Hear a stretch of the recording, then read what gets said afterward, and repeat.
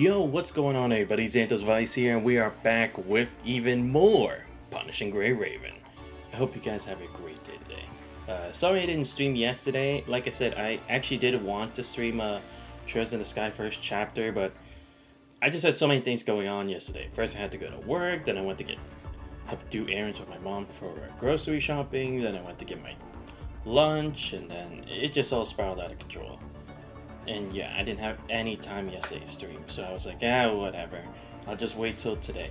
So I will be, that's why I'm doing Punishing Grey Raven now, and then that later, because this one won't take too long, because I only have like, 25-ish% left to do with the floating record, so that's why I'm doing this now. Anyway, where we last left off, we had continued with the long goodbye, and holy shit, is it amazing. Like, seriously. Like, it doesn't really end all the issues with, like, Project Recall, the stuff with Wanju, and now we get an even deeper dive into what exactly happened to Shorthold, right? Because we never knew what exactly was the event or mission in which he had disappeared, but now it seems like we finally saw what it was. It was when they were getting attacked, and Wanju was in the middle of helping on the ground. And now we see when he actually became a construct as well, because that was also kind of unclear when it came to what's it called? Shit, why am I forgetting this? Oh yeah, in his interlude, it was more just like his resolve to be a doctor, like for constructs and also on the battlefield, and trying to get his own sense of like doing what's right. But it didn't really like help capitalize on a couple other things. So this thing has been really great so far. Like I said, so far it's pretty close to no one's. But we're going to have to see how exactly it ends. Because now, are we going to see exactly what happened to Shorthold directly with the help of the Eagle Eye? Or are we just going to go straight into like fighting him? So I'm kind of curious. So now that we know all the details of what happened back then, what happened to Wanshi, I also like how this was the way that we got to know Wanju. The fact that she had put those memories into Wanshi as like in case something was to happen, like a failsafe kind of situation. I like that because instead of just them like, oh, they just miraculously have these connections or just like doing Phantom Tracer, it's like he's had these memories this whole time, like a time capsule. And it's just that it was always stuck in his mind. It's like they kind of also had to when turning him to a construct, because there was just so much like that could go wrong with it. So I like how they also put the finer details on that as well. But yeah, now we're on to literally the section called The Long Goodbye. And then we only have a couple more sections, and then we have this Shorthold one titled Birthday. So yeah, let's go ahead and see what exactly is going on. Because again, it does also seem like Shorthold was used with the egg to create something new, because we did find the candies that he always used to give to people, but this time they like had some kind of like electric pulse like thing that like knocked out Wanshi. So it's like they probably did integrate that with him. Again, I'm assuming it was Lithos.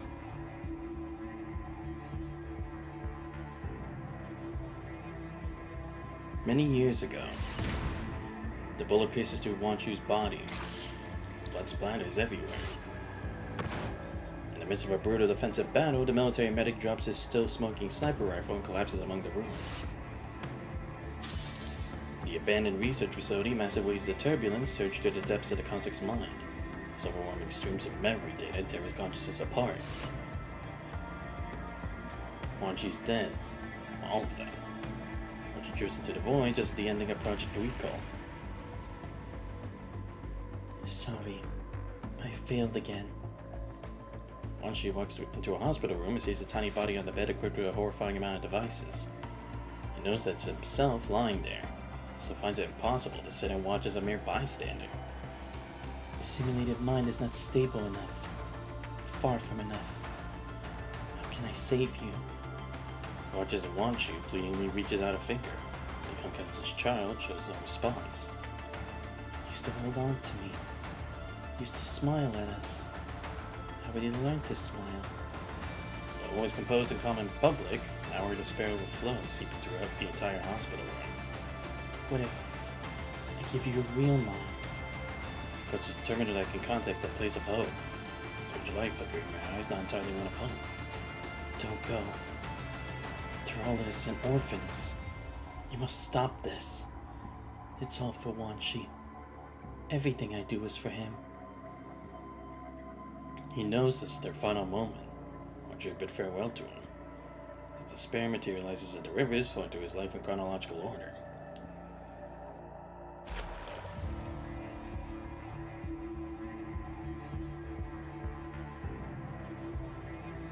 Wanshi watches the river flow from a tap as an irritated woman clumsily washes the kimchi utensils.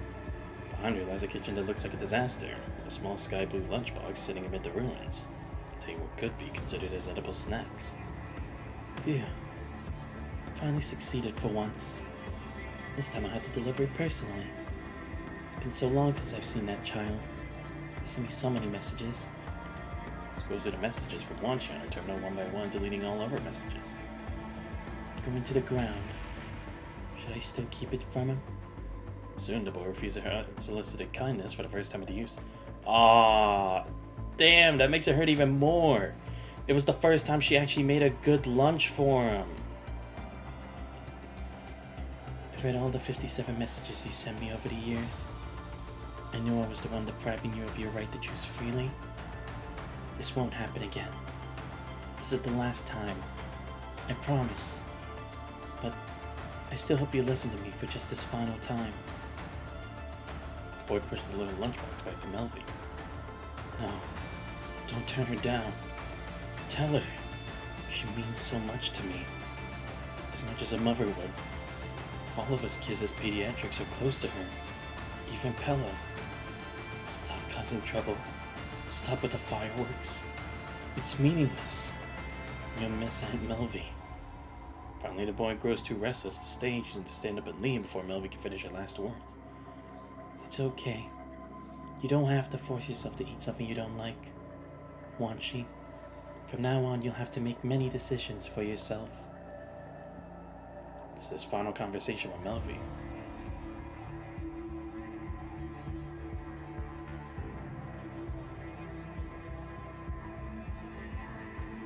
She never told him when exactly she would leave Babylonia. By the time Shorthold leads him to find her, she's already gone. His batch of volunteer doctors was rather fortunate. Almost all of them made it back. Only the eldest one sacrificed. Wait, my bad. Which one? The deputy head of pediatrics? She had my child before. How could this be possible? With conditions on the ground being so dire, anything could have happened. They already brought her back her belongings. Just one small package. Dear Aunt Melvi, I wonder if you're in the conservation area now. Hope you're safe. Please get enough rest. Pass the exam will soon start my placement at the start of life. I'll begin with pediatrics. Still remember the wish cards you made for us back then? I'll try and make it so myself, though they're not as refined as yours. Hope when I use these I won't get parents complaining about me feeding snacks to their children. I'll work hard to take good care of every child. I'll see the package they brought back, the lunchbox inside. Thank you. Alvia no longer quietly read through his messages. She died on the battlefield as a volunteer doctor. She tried to save a severely infected child and ultimately lost her life to the punishing fires and corrupted.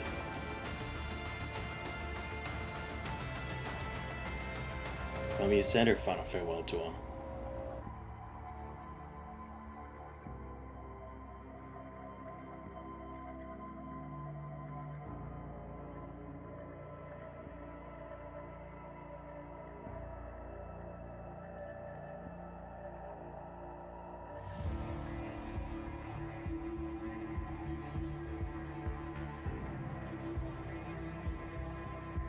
That child can still be saved. I'll go. Leave it to me. You're too young for this. Now go. If we push away a volunteer doctor who's not much older now. If this is the moment for my atonement, then I won't hesitate or regret it for even a second. If he clutches the immobilized child in a desperate embrace as the corrupted swarm over them, feasting on human flesh. The river quickens, flowing through more scenes of the past. Rushes past Pella's nameplate and the vital fluid on the spaceport ground. Stop. I've had enough. He sees the construct maintenance room in the Star of Life, its lights never dimming. Watches the purifying force suppressing jet. The professor gestures for silence in the transport vehicle. I said I was tired. The river finally flows through the memories that Wancho had given him. 56. The boy in restraint is about to undergo forced modification. Trembling, he catches sight of the woman outside the window. Wanting to be a good child for his mother, he forced himself to smile again, only whispering one honest confession. To be honest, I'm a little scared too. This building should have nothing but resources and test subjects.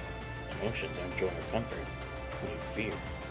Soon after, during the modification process with incomplete anesthesia, Theodore trembles and screams in his restraints. He has to remain a good child and becomes nothing more than a failed corrupt construct. It hurts. I'm scared.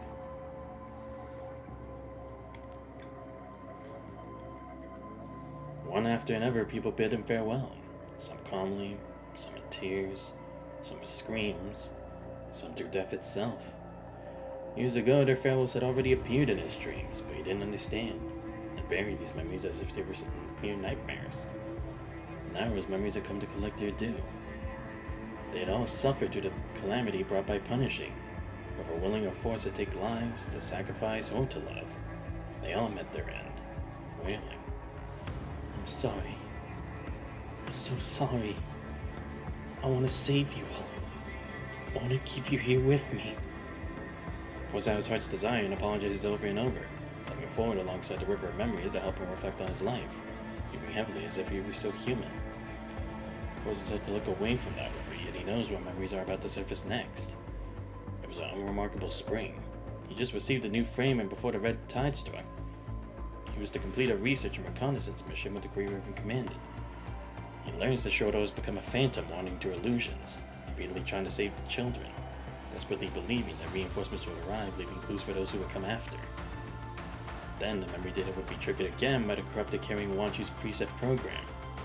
Wanchu wasn't wrong. If he ever forgets, she'll help him remember. In the end, he'll die from severe mind deviation. If only I had remembered sooner. The research facility's crimes would have been exposed earlier. The corrupted wouldn't have wandered everywhere. And Thompson and the others wouldn't have had to die.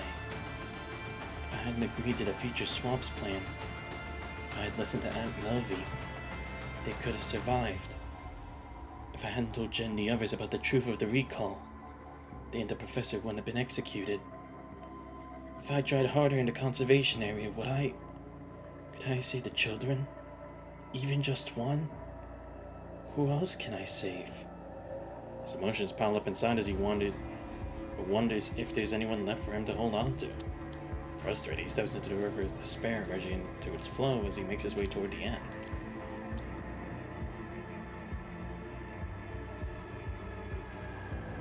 With each step he feels colder. This journey feels more and more like the ending of some prophecy. Until even the river despair freezes over, he walks over its icy surface, leaving footprints in the snow-covered plain.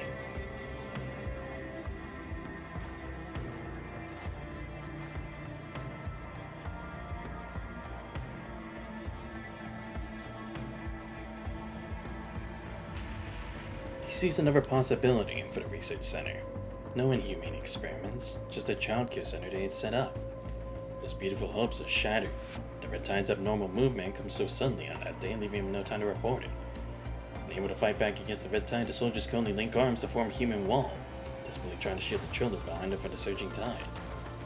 Striker charges in, racing against the Red Tide to evacuate the survivors. He's among them. True to his nature, he was determined to save a baby. Everyone pushed forward, rushed ahead, and passed the child along until it reached his arms. Only for him to witness the Red Tide devour them all, leaving nothing behind. When Chrome died, they fought with everything they had, but they still couldn't save their captain. His legs give out completely, and just before he collapses, Kami runs over and hands him the swaddle. Don't worry, Wanchi. I'll be back in no time. Remember that battle? We all got blown to bits, but hey, we made it through alive. Didn't we? Alright, time to run. The moment Kamui vanishes, he grits his teeth and forces himself forward once more. Keep going. The fierce wind carries ice shards that cut his synthetic skin, as the anguished screams of countless souls refusing to accept their defeat. I've heard it all. I've seen it all. I know it all. With his construct strength completely drained, he inches past ice sculptures of frozen humans and construct remains scattered across the ground, until he reaches the building at the end of the frozen river. With both hands he pushes open the heavy doors. At last he sees the coffin meant to house death itself. Resentful sounds echo from within the coffin as frost-covered hands reach out, first inviting, then clawing at him. His senses had long gone numb, but something catches his eye, making him freeze in shock.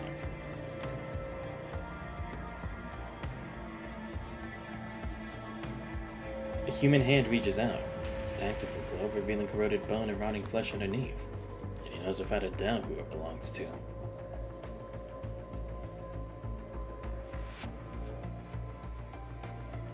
He falls to his knees, slumping against the coffin as the swirling snow leaves trails of moisture across his shoes. He wants to grasp that hand, his trembling fingers barely brush against it, terrified it might shatter it like an ice sculpture at the slightest touch. Please. Don't.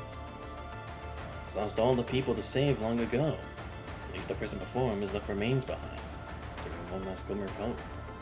I'll save you. I will save you. He bears the hand with trembling caution, trying to melt the frost with the warmth from his palm. The ice shell begins to melt, droplets of water falling one by one beside the coffin. This isn't enough. I won't make it at this rate. He pulls out the portable heater that Chrome had slipped into his pocket.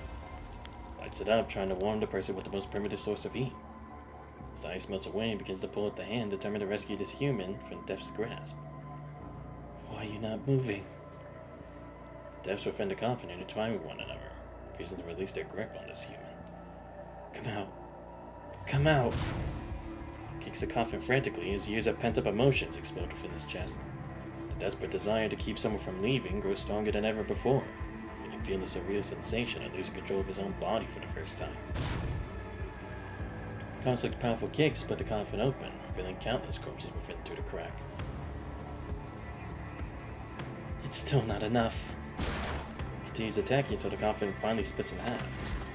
There's a human out, but there are no vital signs. No matter how he calls out, there's no response. Only the howling snowstorm and answering Wanchi's pleas. First aid kit. Keep the body warm. There's still a chance. I have human medical equipment. The defibrillator. He pulls the red defibrillator from his waist, silently counting time as he tries again and again. Please wake up. Just wake up. He refuses to give up. He prepares himself for the long vigil. The human's fingers twitch ever so slightly. The stiff hand suddenly grips back. The human responds to the construct's plea with a firm grip, like always. Commandant! Commandant! He keeps calling out the name at the top of his lungs, terrified that if the human cannot hear him, they'll miss each other forever.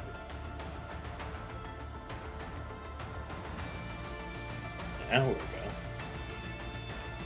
Where is he? In the distant reality, the one whose name was called is racing against time in order to save a construct. After leaving the cultivation area, the human Rosetta lost contact with Wanchi, who had been scouting ahead.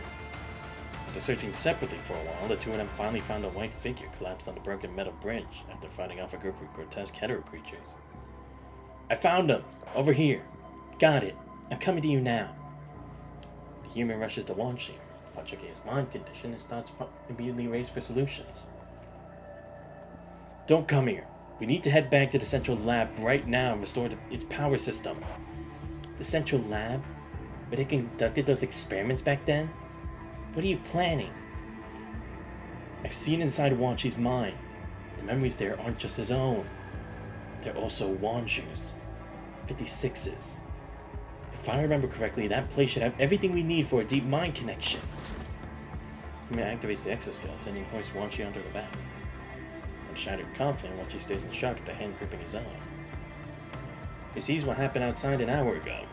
A human carrying a construct with a shattered mind, carefully making their way into the lab towards an old device. Wanchi's seen this device many times in his memories. It still works. Thank goodness. The human pulls out the old connection cable, taking quite some time to figure out how it works. Under the correct conditions, this is the best they can get. Prepare for deep mind connection. Did I succeed?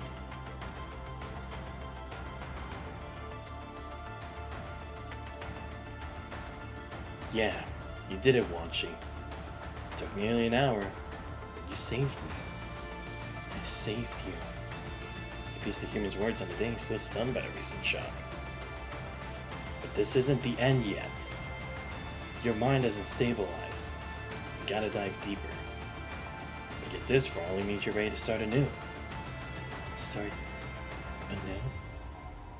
There's a look at the path behind, seeing his footprints on the glacier. Each step a memory he was forced to revisit during his mind's disruption. And behind him, in places he's never looked before, lies countless footprints of different sizes. They belong to everyone who's walked alongside him until now. Wanshi, I'll reorganize all the chaotic memory data in your mind. You need to retrace every single step of the path that brought you here. Review this life of yours, and find where each path began. Glacier creaks and groans as it begins to thaw. Looks at it again. Close beneath is not entirely despair and suffering. It may take quite a while. Let's go now, Wanshi.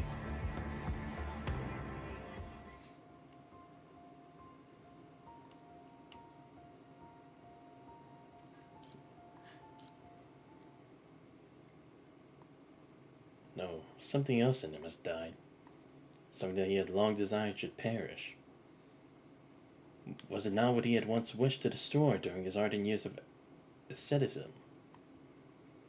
Was it not his self, his small, fearful, and proud self, with which he had wrestled for many years, but which had always conquered him again, which appeared each time again and again, robbed him of happiness and filled him with fear?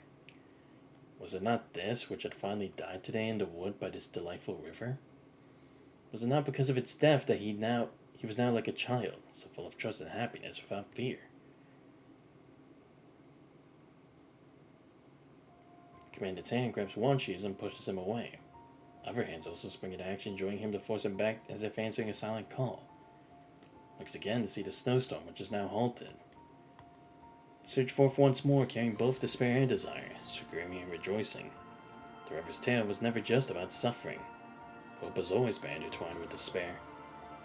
All its memories flow within, rushing through rivers, lakes, waterfalls, and streams, merging into the ocean, transforming into clouds and rain, falling back down, seeping into the soil, nurturing a tree only to collect a single tear from its branches.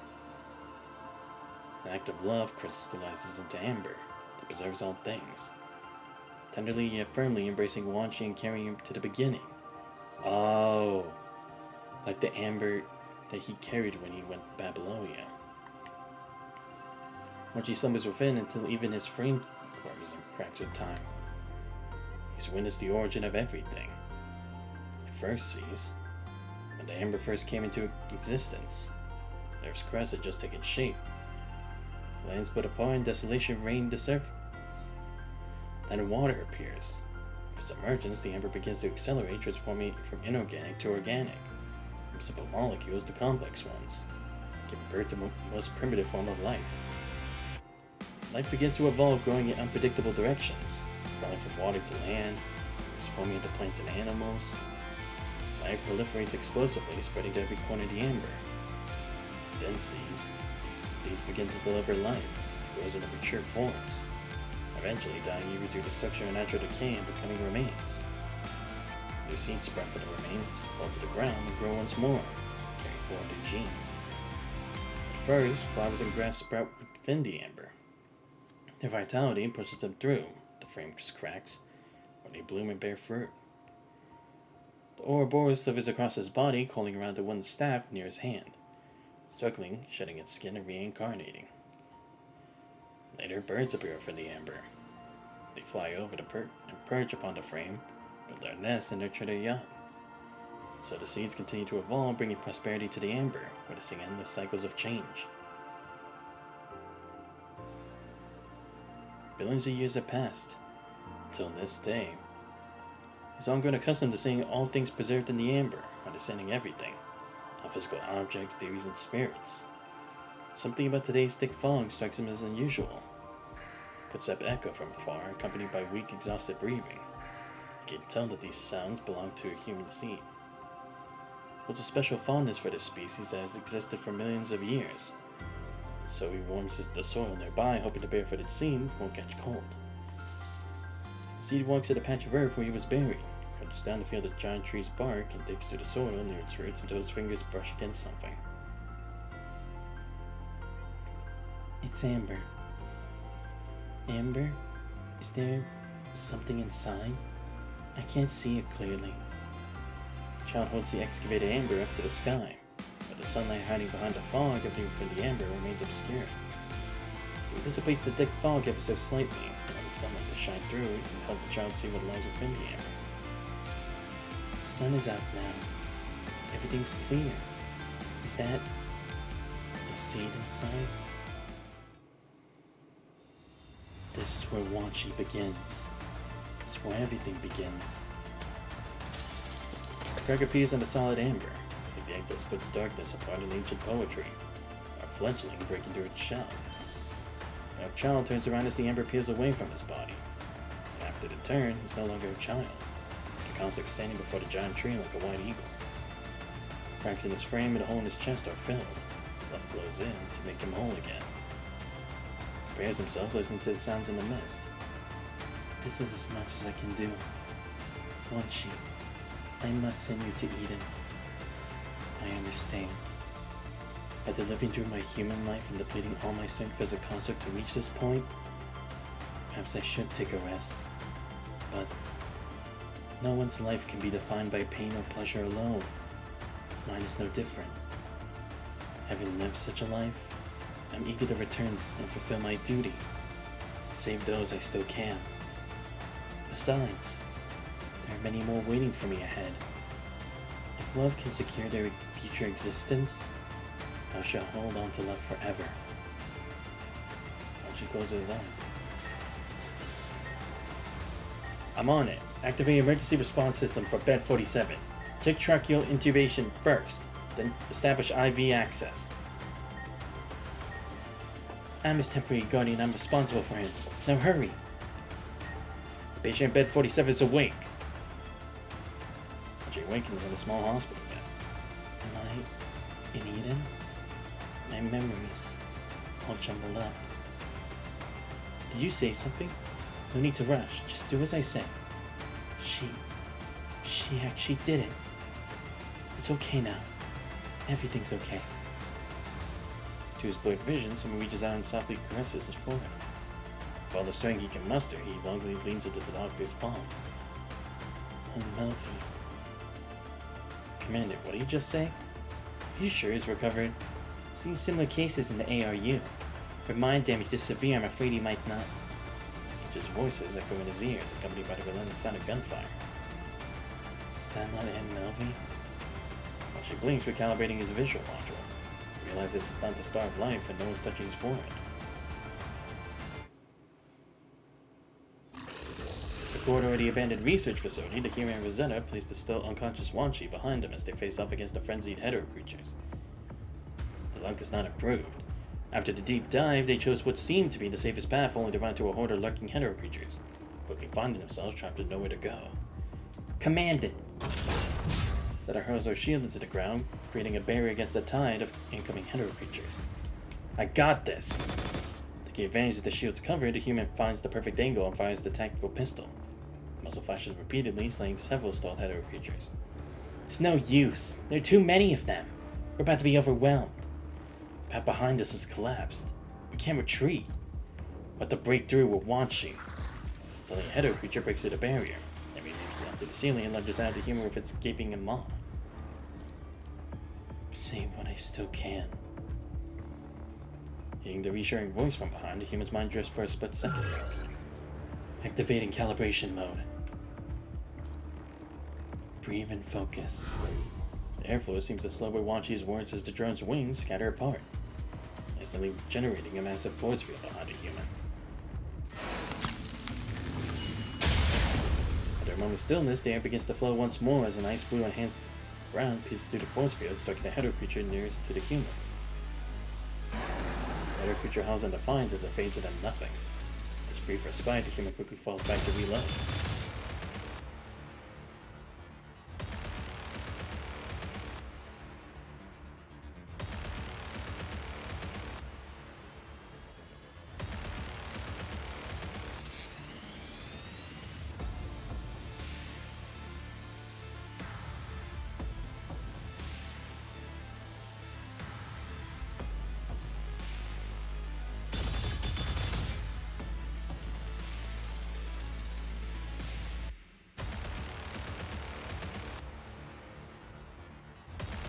Condensation projectiles rain down like a curtain of storms.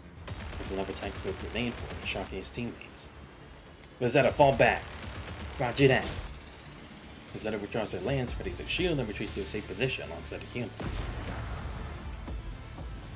Under the focused bombardment of overwhelming firepower, the header reaches bone-chilling screech gradually fades away. Finally, Wachi emerges from the pile of remains.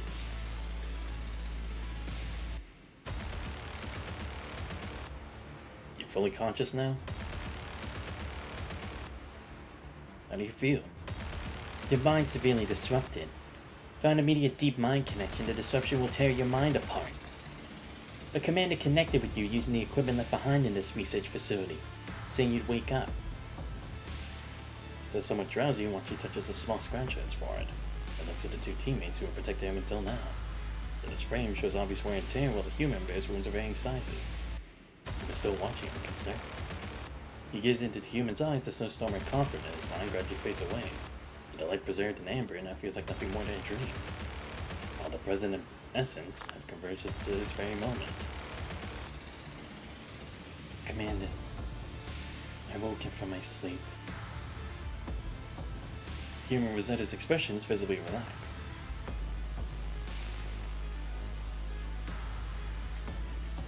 It was such a deep sleep, we didn't dare wake you carelessly. Its atmosphere melts away as everyone exchanges gentle jokes. Wachi lowers his head with a gentle smile. Thanks. He steadies himself, calibrating each module throughout his body before returning his focus to the task at hand with vigilance. The mission isn't complete yet. I need to get to the lowest level. Shoto's moved down there, but I couldn't investigate any further. It's probably where the clue ultimately points to. In responding to Wachi's words, the ground violently shakes, and the entire area noticeably sinks. There it goes again. It's still trembling. Ever since Commander initiated a deep mind connection, these underground tremors have been occurring intermittently, 4 times in the past 30 minutes alone. If this continues, the abandoned research facility will either collapse or sink completely underground. We're running out of time. In that case, our top priority now is to rescue the remaining conflict soldiers. Wachi tightens his grip on the gun at his waist, just to focus on those who still live. It's not going to be that simple. Yeah, I sense they're detecting red tide in the lower levels. The red tide's extremely active here. If it consumes and analyzes short haul in its current state, it might accelerate its spread.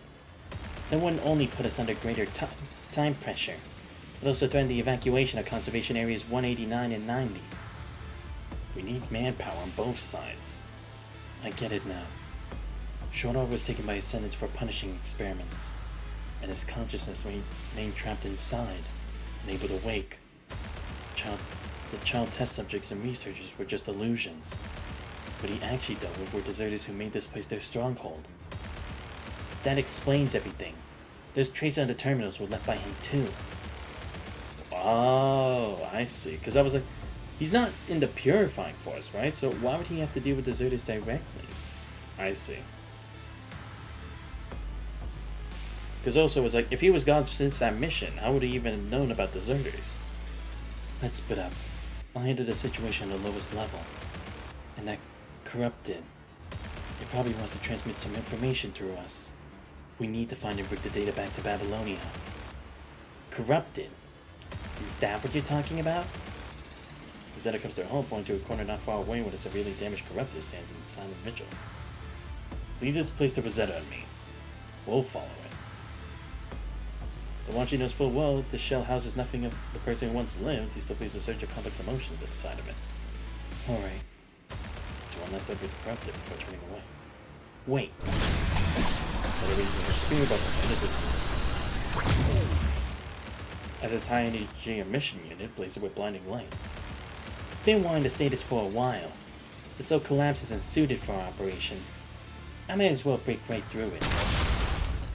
As another tremor hits, her spear plunges like a falling star through the shaking ground. Amidst the flying debris, Rosetta gives Wachi a nod and takes her place beside the human commander. I'll maintain a remote connection with you. Though the massive void lights an unknown realm of pure darkness. A punishing energy gushes forth like an oil well. Because of its concentration, the air is spiked dramatically. Rin pulls out the last serum and injects it. Let's go. Once he jumps down to the void, behind the Integrator and Commander and Rosetta head toward a different direction, following the Corrupted.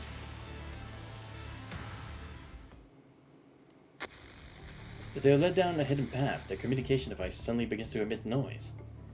It's Sandy and Greg. I'm picking up the team's signal now, too. They must be nearby. Corrupted up ahead comes to a halt before slipping into a more secluded room. This is... The room's layout immediately reveals its original purpose. The main control room. The data is most likely here. Excited cry rings out from the corner of the control room as a lightly injured consort comes running over. Commandant! Greg? You're here? What about the others? Following Greg around to the other side of the pipeline, they find several consorts sprawled across the ground, the ones who went missing in the research facility. Greg frantically grabs the human's arms, his voice nearly breaking. We ran to some kind of scorpion. So massive, but it didn't make a sound when stalking us. Ah, thank goodness Sandy detected punishing signals at the last second, or I'd be lying here with them. Seeing Greg about to retch from anxiety again, the human gives him a few gentle pats on the back like Sandy did. Easy there, Greg. Take your time. After we were attacked by that scorpion, this guy showed up again. Was the Corrupted standing on the other... Wait. Could that Corrupted be Theodore? Because we didn't see Theodore die, right?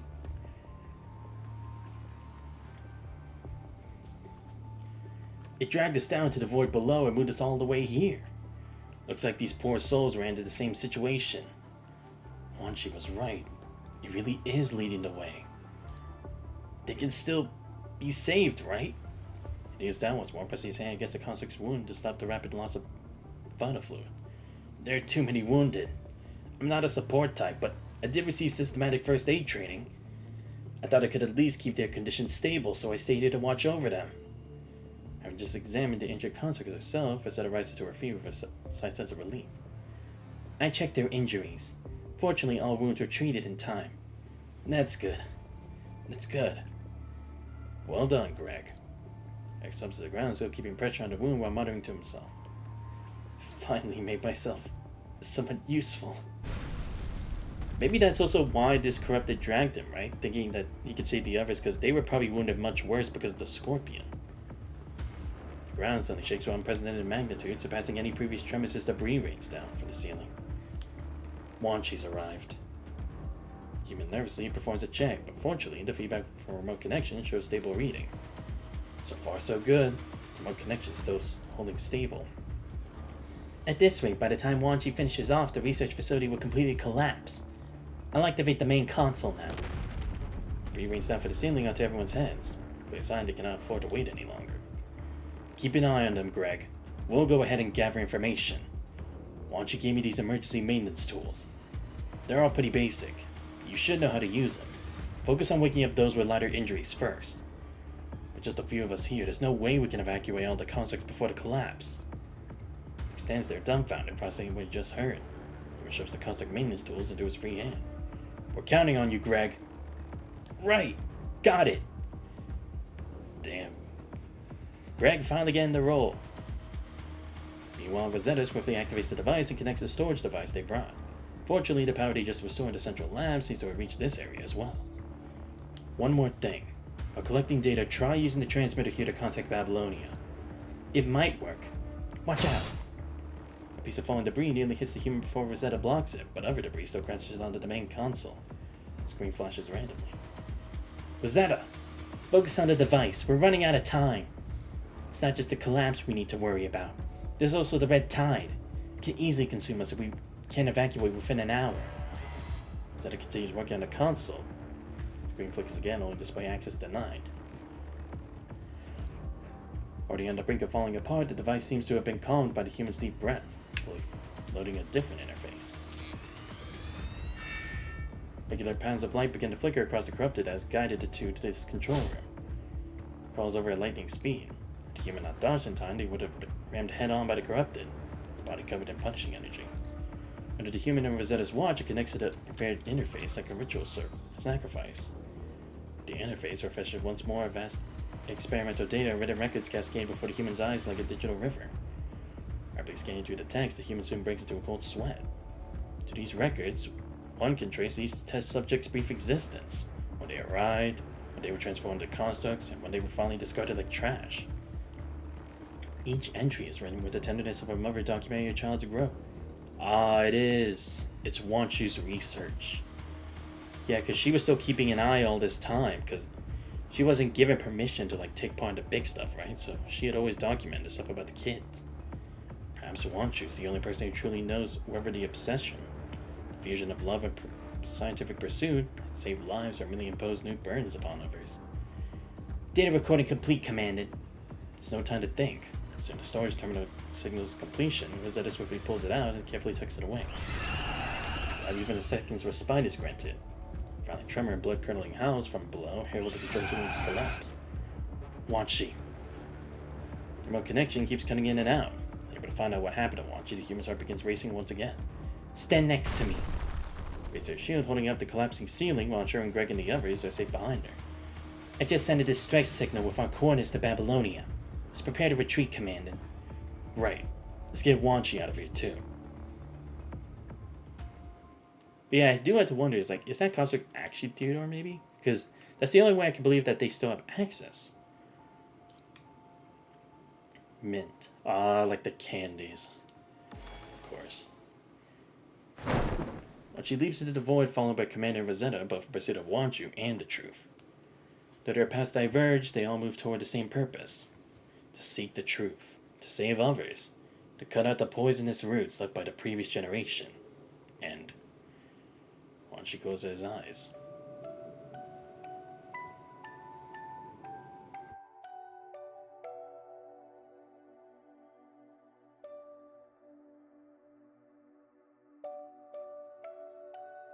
Small boat gently rocks. Wanshu lies on the bow, wrapped in a warm, soft swaddle. Would you like to take a break? I can hold the child for a while. I have younger siblings at home, too. I'm Melvi.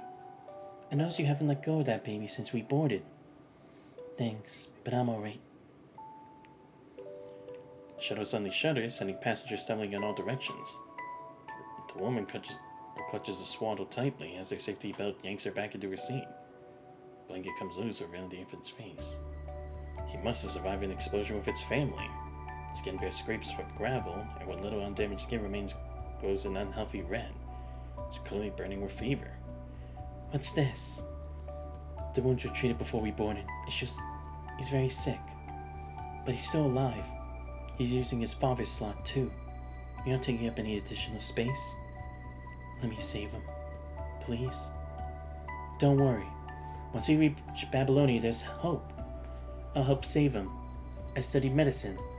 I'm going up there to do research. We'll have access to cutting-edge technology. Of course, it won't just be me. Everyone will help save him. He's just a child, after all. Melvi gazes tenderly at the infant. He's the seed of our world. Seeds will never be abandoned. Trust me. So right now, what you need most is rest. Let us take care of the child for now. Alright? People from across the shuttle reach out their hands as well. I got some rubbing alcohol with me. Just clean up those wounds. It's a boy. Looks just like his mother. What's his name? Countless hands reach out carefully toward the swan. Countless hands cradle the seeds with utmost care. The tiny floor-patterned boat begins to rock once more.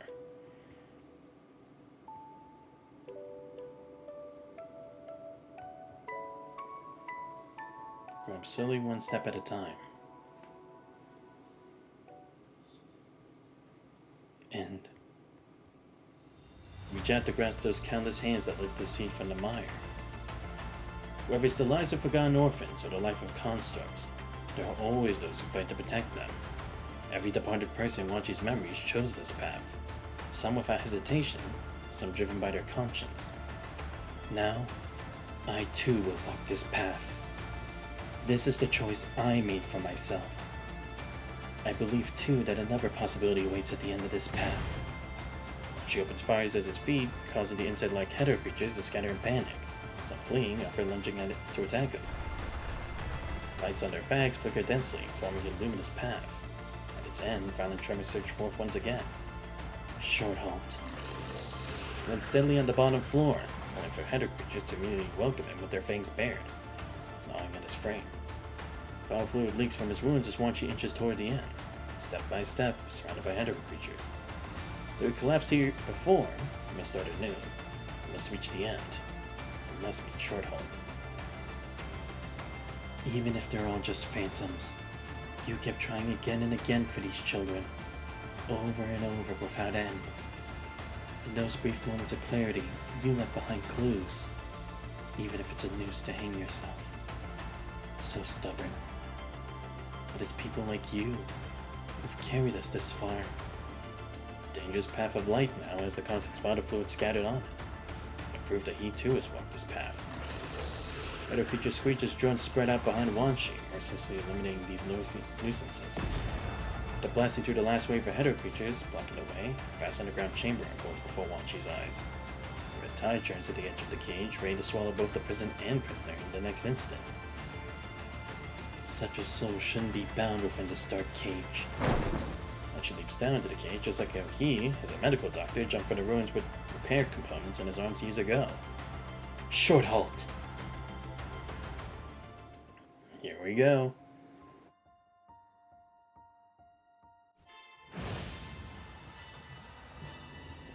Man, why'd I have to do this to you, my man? All you wanted to do was help protect the future. They did this to you.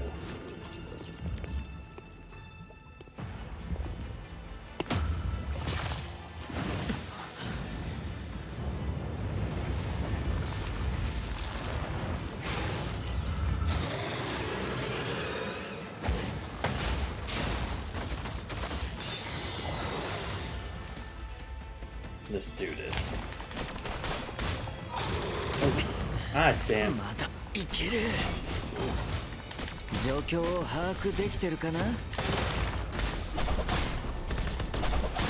Let's go with this attack first.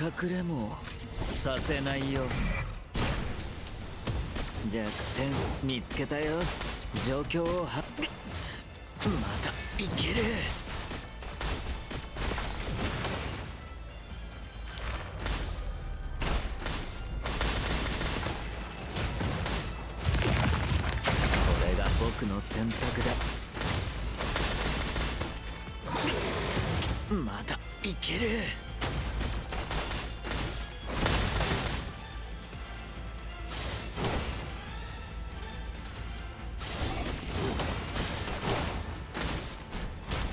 これが僕の選択だ。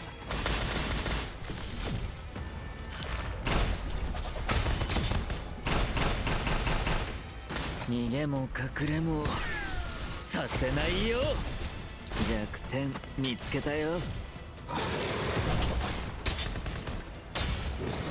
逃げも隠れもさせないよ。弱点見これまだいける。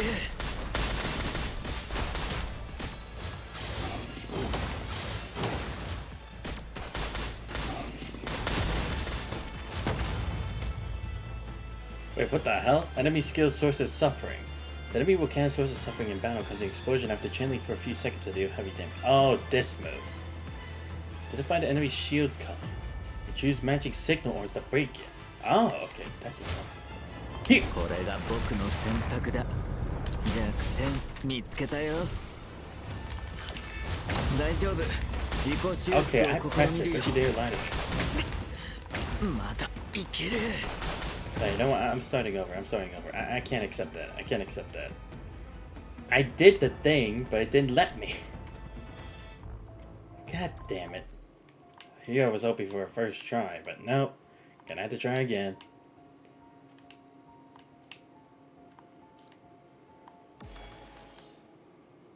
Right, let's try this once more.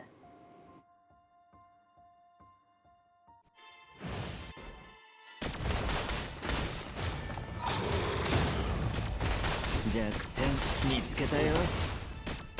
状況を把握できまだいける。これが僕の選択だ。逃げも隠れもさせないよ。これれが僕の状況を把握できてるかな。弱点見つけたよ。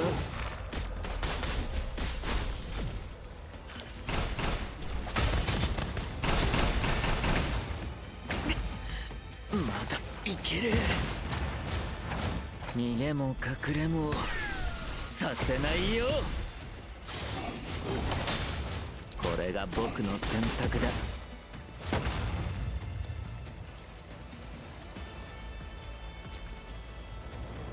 これが僕の選択だ。状況を把握できてるかな。これが僕の選択だ。逃げも隠れもさせないよ。まだいける。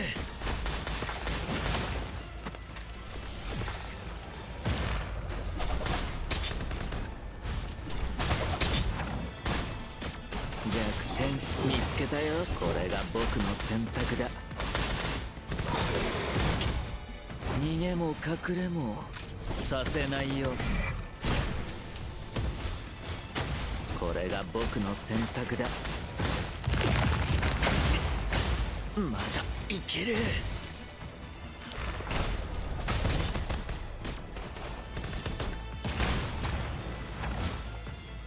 状況を把握できてるかな。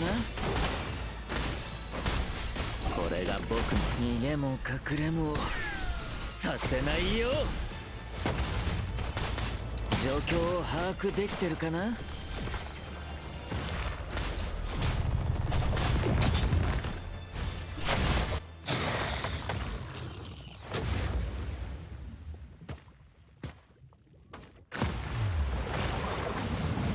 Yeah, like, come on. There's no way that was it. Oh, shit. Wait, what? He has a sword? Ah, great. Ah, great, he evolved. Terrific. Ah, fuck. Here we go.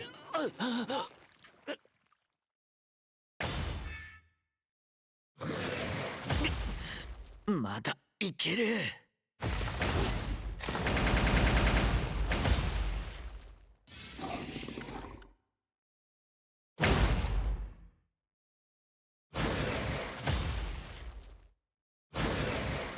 Hey, it's not letting me move.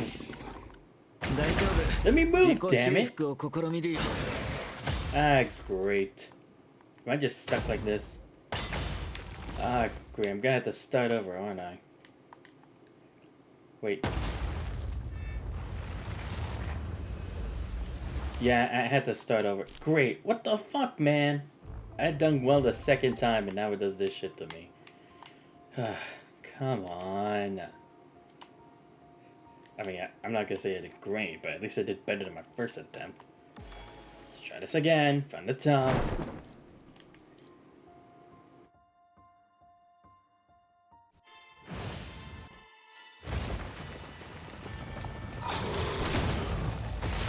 弱点見つけたよ。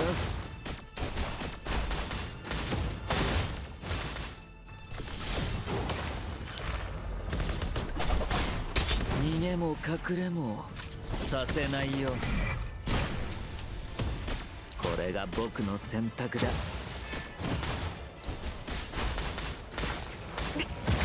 まだいける。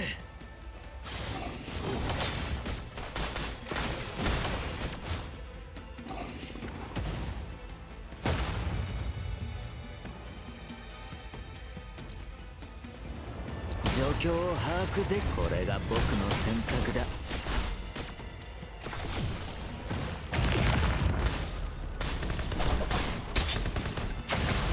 逃げも隠れもさせないよ。これが僕の選択だ。弱点3つ。状況を把握できてるかな。逃げも隠れもさせないよ。まだいける。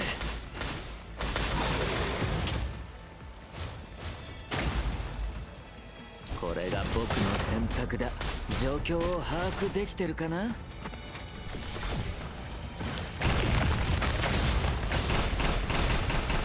逃げも隠れもさせないよ。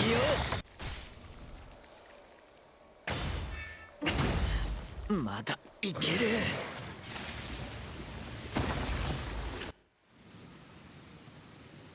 Hey, こ what? こだったんだ。 No, I pressed it. What do you mean?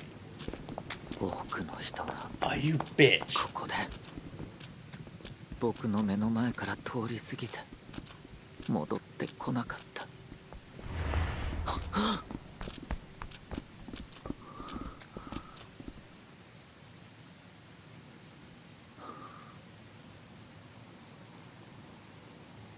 でも今度は何もできないわけにはいかない。必ず戻る。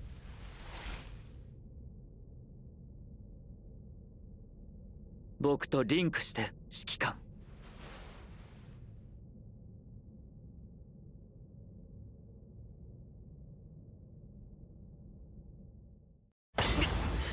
まだいける。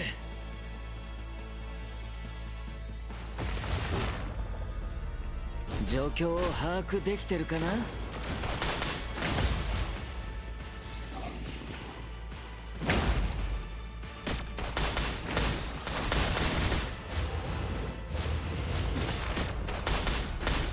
状況を把握。これが僕の選択だ。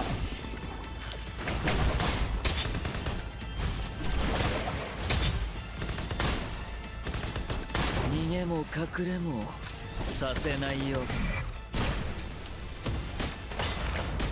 状況を把握できてるかな。今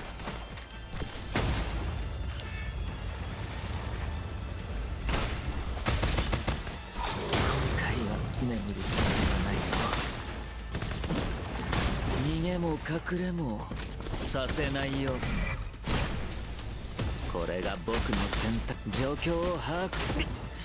まだいける。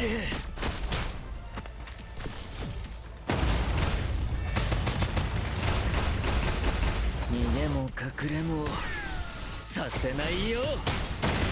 弱点見つけたよ。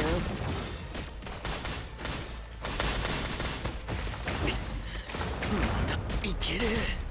これが僕の選択だ。逃げも隠れもさせないよ。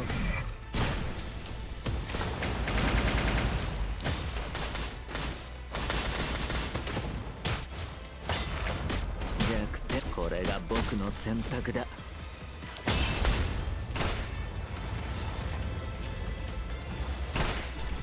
れが大丈夫。自己修復を試みるよ。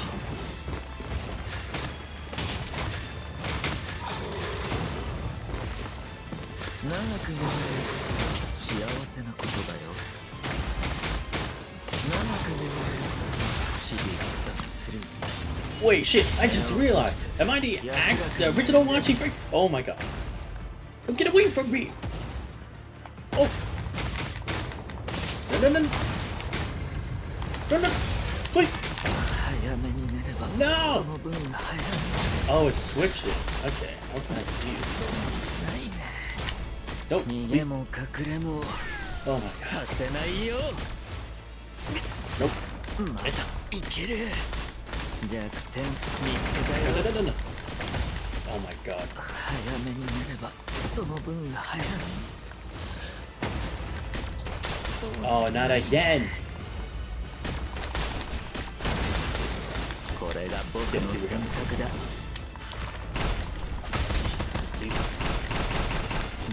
逃げも隠れもさ Yes. 偽りだったのか。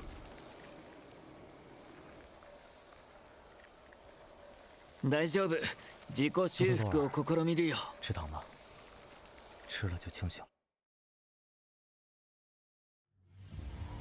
Oh my god. I did not know, like, it would just put me the illusion that it's like, I'm back to the original frame. That was like, wait, what are these, orb patterns? That's not the same on Lucid Dreamer. Shiro feels like he heard a shout.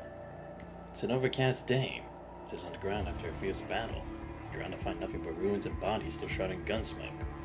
Only Wanchi remains by his side busy repairing his cracked arm. Was I hearing things? Did you hear anything? Instead of answering, Wanshi changed the subject. The damage on your arm is pretty serious. You got a bit careless, but no sweat. Don't you already have medic bots in Scarab? Remember to use one when you get back. The medic bot is quite useful, but it's in for repairs right now. Otherwise, I wouldn't have had to trouble you. In for repairs? The medic bot? Shiro clears his throat awkwardly again. Best not to ask about the Scarab. Not bothering to argue with Shoulder anymore, Wanshi shuts down the maintenance module and returns the arm to him. I've done some basic treatments. Remember to visit the caustic maintenance department when you return to Babylonia.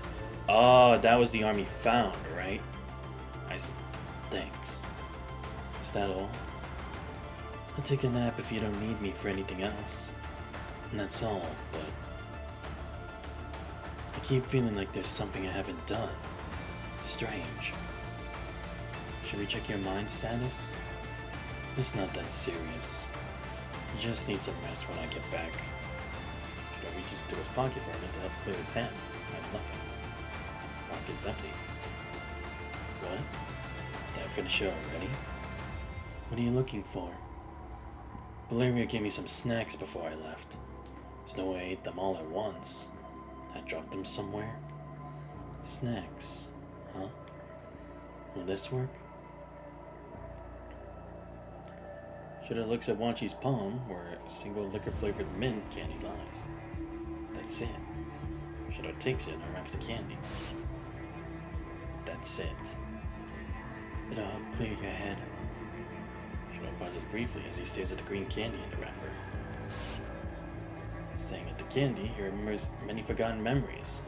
The 2 young thieves he encountered at the youth center, a junior squad member who vanished in the dead zone, countless comrades who fell on the battlefield finding punishing. He had shared candy with these people. Their fates intertwined. I see. He stays shut on his eyes as if trying to confirm something. How long was I in there? A long time. The military's already listed you as deceased. It really has been a while.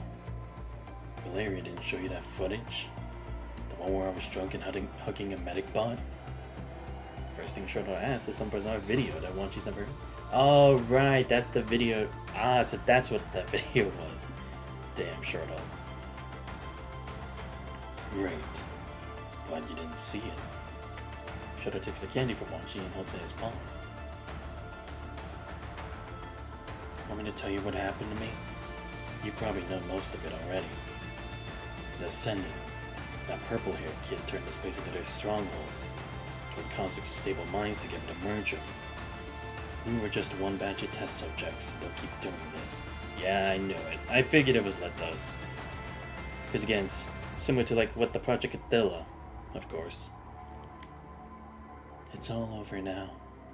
Seeing Wanshi's expression, Shoto seems to understand. Oh, it's been so long. Who was involved? From what I heard, there were a lot of people, including the Grey Raven Commander and your clone. Ah, okay, yeah, so they did hear it. I didn't give this story a chance. Yo, what's up, Renala? Yo, you gotta give this floating record a chance, Renala. It is amazing. And the storytelling and actually getting to see like about Wanshi and so many other characters. Your name, please, but return is now in Valeria's custody. What about Valeria? They didn't do anything unnecessary, did they? I'm not sure. What about you? Sometimes you're even more obsessive than those lunatics. Forget it. Let's drop this. My head's already a mess. Can't handle any more chaos right now. Taps his head, just trying to Wanshi. So many minds overlapping, I've seen countless memories of the past, including ones from this place. This research facility experiments on children. The dump out back is almost full. I tried to get the children out running everywhere, but couldn't find an exit. Then they marked me as an intruder and opened fire. Seems like it was all just hallucinations I pieced together. I know everything, Shorthalt. I can see all that you've done. You do? You followed the clues I left behind to find me, didn't you? You even found a way to deal with me. Looks like you haven't forgotten about those old missions after all. Those memories are too persistent. Anyone would have trouble forgetting them. Pats Wanchi on the shoulder. Wanchi keeps his head down. He knows he's lost another person who once patted his shoulder in his youth. We're running out of time. Let's go, Wanchi. The red tide will devour the nearby conservation area. Take what you need and the people you want to save. Should have found a Grey River Commandant by now. They would draw as quickly as possible. But you... Whoa, hold it right there. Don't you dare have any dangerous thoughts. Besides, I wasn't the only one in there screaming and struggling. Everyone needs to be set free. Damn, showed out going out like a fucking G. Picks up the candy. For hesitation, he swallows it. Swanshi's finger leaves the trigger, fragments of the mask form the scorpion-like enemy's face scattered through the air. Whistling sharply past his ears. Shoto's parade has come to an end. It'll be preserved in Wanshi's amber, intact and eternal. Yo, let's go! I got all the achievements this time on the third try. Russian roulette. Defeat short within 30 seconds. Ah, I see. The final bullet. Complete success, a source of pain judgment and deep pain synchronization. I gotcha. Nice! Got all the achievements on this one too. Awesome.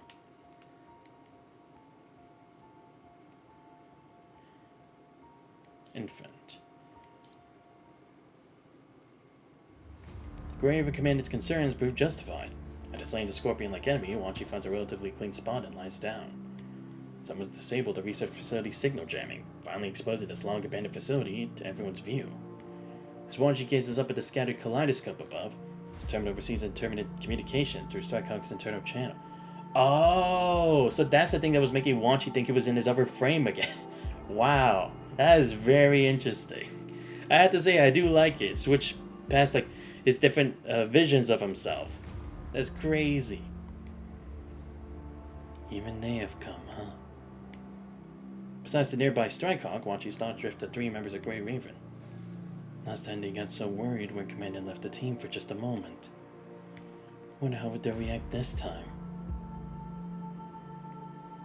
And you? What's up? Our Commandant. Yeah, I got it. Still, he continues to finish his sentence. Don't let anything happen to our Commandant. Relax. I've been put in worse situations. This is nothing. Wanchi closes his eyes, feeling his frame become light as air. Tables have turned this time. With the human Commandant's support, the overloaded neural pathways in his mind finally stabilize and stretch out, going toward the vast, seemingly endless horizons. The past is settled for now, and all uncertain paths have found their answers. Time for a little nap. The entire research facility crumbles and sinks, as a scorpion-like creature in the nearby ground plunges into the red tide. Shards that were once forced to dwell within this vessel now fade into the void. No hopeful recalls, no more painful experiments to endure. Everyone has simply returned to where they were meant to be. Nothing more. Since coming to existence as a human, Wanchi's never slept this peaceful before.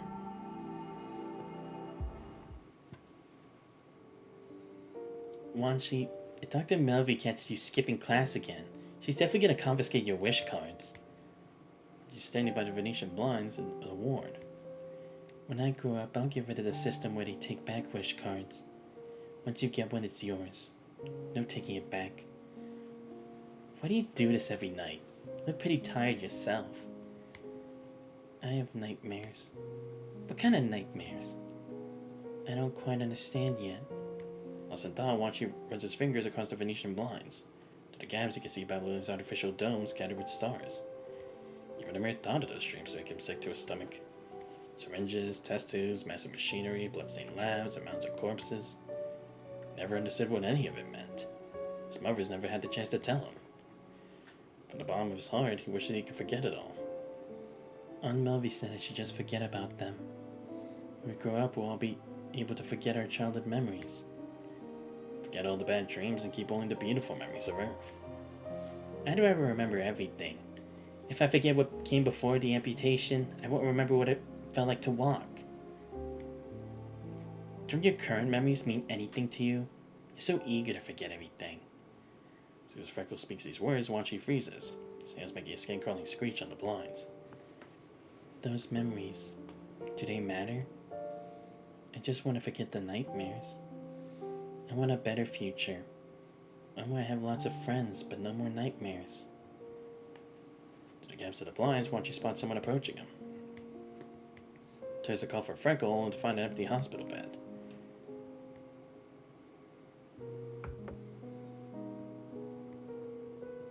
A person who's not supposed to be there taps on the window. It's time to wake up. Mom, I wasn't sleeping. Another person forces their way next to Wanju and gives the window 2 knocks. Get up already. Why do you always stay up so late? You're still a kid and need good sleep to grow up. More and more people gather outside the window.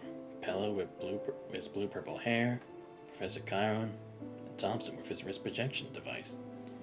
Without realizing it, Wanchi pressed against the window, eyes wide open, trying to get a good look at them. I can't get out. I don't want to leave either. I want to look at you all a little bit longer. I might never see you again in my dreams after this. But then a towering figure approaches. It's a construct. As he raises his powerful arm to pound against the window, the entire house shakes from the impact. Don't fall asleep here. Looks like I won't be able to break this thing after all. I'll leave this to someone else. Who? That future you've been dreaming of. After Shoto finishes his sentence, the ground violently shakes, almost knocking Wanchi off his feet. A wave of heat tears through the ward's walls and windows. He squints and stumbles backwards. Fortunately, the blinding light has not damaged his eyes. With his eyes adjusted to the new light, he stays in shock at the completely transformed scenery outside. As far as the eye can see, the air is filled with dancing flames and floating ash on the battlefield. Yet amidst these ruins of the future, 4 constructs stand their ground unwavering. Construct in white at the front extends a hand toward him, murmuring softly. This is the future I've been longing for.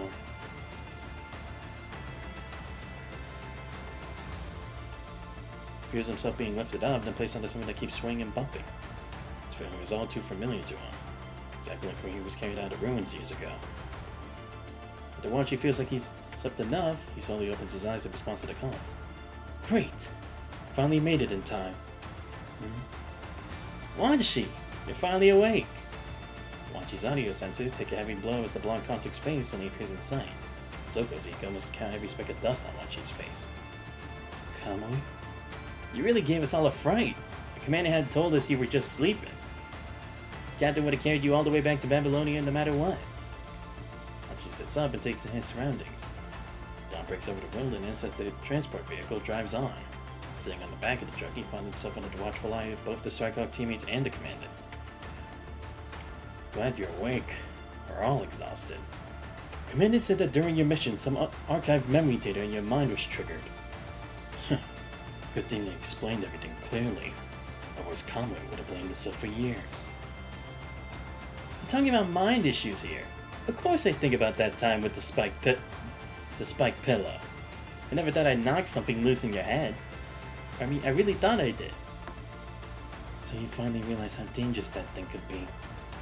Coming hovers around Wanchi like a worried puppy, checking him over and over again. Are you really alright? Are you sure? Don't worry. I'm fine. Just feeling a bit dizzy in my mind, that's all. After effects? There might be other symptoms too, like falling into sleep mode uncontrollably at random times. Seeing everyone's looks of understanding, watching to help add another comment. I mean it. Literally. His expressions start getting used. Once you're back in Babylonia, the first thing to do is getting you a thorough checkup at Star of Life. Roger that. Speaking of which, how are the others? Everyone's fine. Eager to ride just in time to provide support. Rosetta went with them to escort the wounded to the new temporary shelter. A new temporary shelter? They already finished relocating both conservation areas? Yeah, Liv and Lee have finished helping relocate the residents from Conservation Area 189. 192 was evacuated earlier, and everything went smoothly.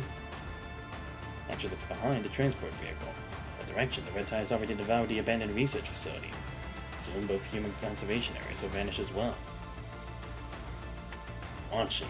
We need to head to the new shelter to regroup with the others. Tommy turns around to look at everyone aboard the transport vehicle. Punishing will devour this place where we see many things we call memories. But humanity will build a new home elsewhere. People will always create new memories together. People will set down their belongings and equipment at the new temporary shelter during a difficult period of reconstruction. After that, they'll erect a new punishing central purification filter and build new housing. By then, Babylonia will also send constructs down to assist with the construction. Alright, let's head to the new place.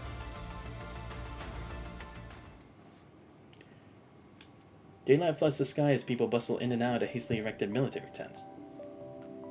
Thanks to the scouts' early detection of the red tide activity, the evacuation proceeded smoothly. Apart from unavoidable property losses and harassment for Hedro creatures along the way, no other issues arose. Most people managed to remain emotionally composed as they throw themselves into the new construction effort. After a brief report to Babylonia, you finally have time to address Liv's worried gaze. Don't move your left hand yet. Hold that position. The wound is quite deep, and regular repair gel can only serve as emergency treatment. Need to protect it with this method for now. This might hurt a bit, Commandant. As soon as Liv speaks, she swiftly wraps medical bandages around the human's forearm. The disinfectant gel is pressed under the wound. By wrapping, spreading a searing burn through the area. This is nothing. Stop acting tough, Commandant. I wish I had been by your side then. Downhearted, Liv lowers her head. Liv departed early with the first few evacuation teams, with plans to return before daybreak. However, before dawn could even arrive, Grey Raven received news that their commander had gone missing during the new operation. Heart heavy with worry, Liv rushed to provide support as soon as she finished relocating the refugees. Liv, I guess they mad at you, damn it. Seriously, when will we get Liv back on the team? Like, officially, come on. Let her have her Imperial frame permanently, please. She deserves it. Lee and Lucia had their moments already. When she saw her commandant safe with a Strikehawk and tightly clasped the commandant's hands in hers, her tension finally eased. Damn it, why am I reading it wrong again? Lucia is still in Babylonia. She finally finds relief upon receiving news of your safe return. Yeah, I've already contacted her to let her know I'm safe. Thankfully, Rosetta and Wanshi were there. Commandant! Lee. It's fine, Lee, it's fine. He presents at 10, his visual module instantly locking on the two figures seated by the entrance. See, this is why Lee's always such a bro. I'm fine, Lee. Despite Wanshi and Liv's thorough treatment of the wounds, Lee's brow furrowed deeply at the side of the puncture marks and bruises left by the device. Silent stare fills the tent with heavy atmosphere, so the human gently passed the back of his hand, suddenly easing the tension. Sorry. I'll be more careful in the future. After finding countless battles side by side, the team's concern for their commander has become crystal clear. The humans also upholding their creed of cherishing one's own life. I'm glad you understand, Commandant. Unfortunately, this research facility is just an abandoned stronghold of Ascendants and Defectors. A direct encounter with any real threats would have made the situation far less manageable. No, seriously, it definitely would have. I'm also kind of surprised. I kind of thought we'd see Lithos again. Because, like, it was their stronghold as the test for it, and I would think, like, he would give a bit more of an insight to what the project was, considering it's, like, I'm assuming by this point the chaos hadn't been created yet. Or not created, but awoken. Even so, there's still plenty of work that needs to be dealt with. Besides submitting a detailed mission report, Wanchi will likely need to provide access to his memory data. With the collapsed research facility now submerged in a red tide, Wanchi's memories are the most concrete evidence of what happened there. Right. Because it would have everything Wanju had seen. As for Wanchi's after effects, we'll need further confirmation on the specific symptoms. The mention of Wanshi, the Grave remembers simultaneously turned to look at the corner of the military tent. Strikehawk is helping out there. We'll let Wanshi rest here for now. With all these people coming and going, he hasn't woken up? The military tent buzzes with activity as constructs and doctors hurry back and forth. As he speaks, he steps aside to make way for several constructs pushing supply crates. He should still be asleep. He's exhausted.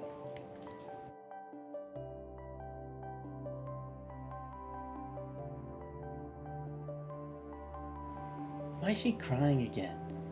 Hold her properly. She's only a few months old. Drop her and you're fired. I'm staying on Egret no matter what. With the baby's wails and the girl's frustrated whimpers, a silver-haired figure strides in, but with arms crossed. Well, well, if it isn't all familiar faces. It really is the Grey Raven. It's that new recruit from Egret. Upon hearing Liv's words, everyone's attention shifts to the colorful construct standing behind Vanessa.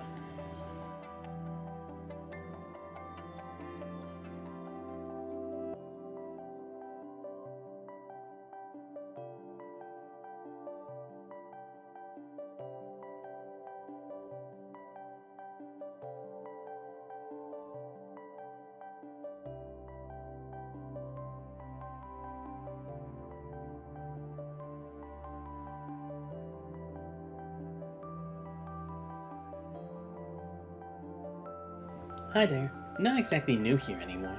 You must be Liv, right? Liz has told me all about you. Your color's so pretty. What's it made of? Those buns are so sparkly. To tease, the infant reaches out with tiny hands trying to grab the buns on Liv's outfit.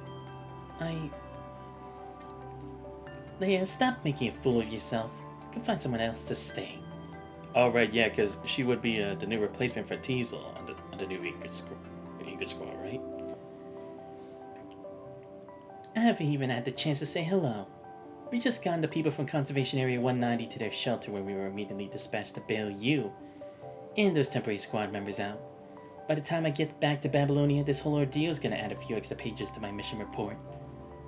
So tell me, after dragging everyone through all this trouble and getting yourself into such a state again, what glorious deeds have you accomplished? Shut up. Baby's whine is likely interrupted what was surely going to be a long lecture from Vanessa. Maybe you should help her out. Leave her be. She's the one who insists on saving that little one. Let her deal with it herself. Must be from spending those 2 days with Leia. Exactly alike.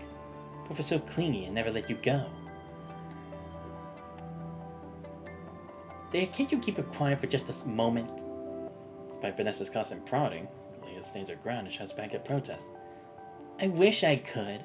She's well fed and unharmed, so why on earth is she still crying? You can't even handle the simple task. I'll have the other one take over the watch. No, you can even leave it to Bombinetta, but not her. Every time the baby cries, she thinks she's done something wrong. At a few rounds at that, she'll definitely go What the hell? The other one? Maybe another newcomer? Oh, so they finally got a third person on the team. Right, because originally it was supposed to be like Bombinetta, Liv, and Teasel, right? That was supposedly like the original team. Egret had been understaffed for a long time, but during a recent training exercise, word spread that they finally returned to their full roster of 3 constructs. Yeah, because I was saying, it's like, that was supposed to be how the original team was, because even when they took the picture together. Well, in a way. Actually, everyone who spread it or heard the news was completely taken aback. I can't hold her still. She keeps climbing higher and higher. Amidst the deafening chaos, Vanessa closed her eyes, the pain evident on her face. The first time anyone has ever seen her like this. From respect shows in Liv's eyes as she looks at Leia. The baby squirms energetically in Leia's arms. The people at the conservation area clearly kept her well fed. Legs are so strong she's almost kicking her way out of the swaddle. Let me help. Let me do it. Caustic and White has suddenly appeared behind the group, opening his arms toward the baby. Want she? Yeah, I'm awake. Leave her to me. I used to work in the ward. Oh, thank you. Thank you so much. She takes the baby with professional care, looking experienced. As someone's taking the time bomb away, Vanessa's expression finally softens a bit.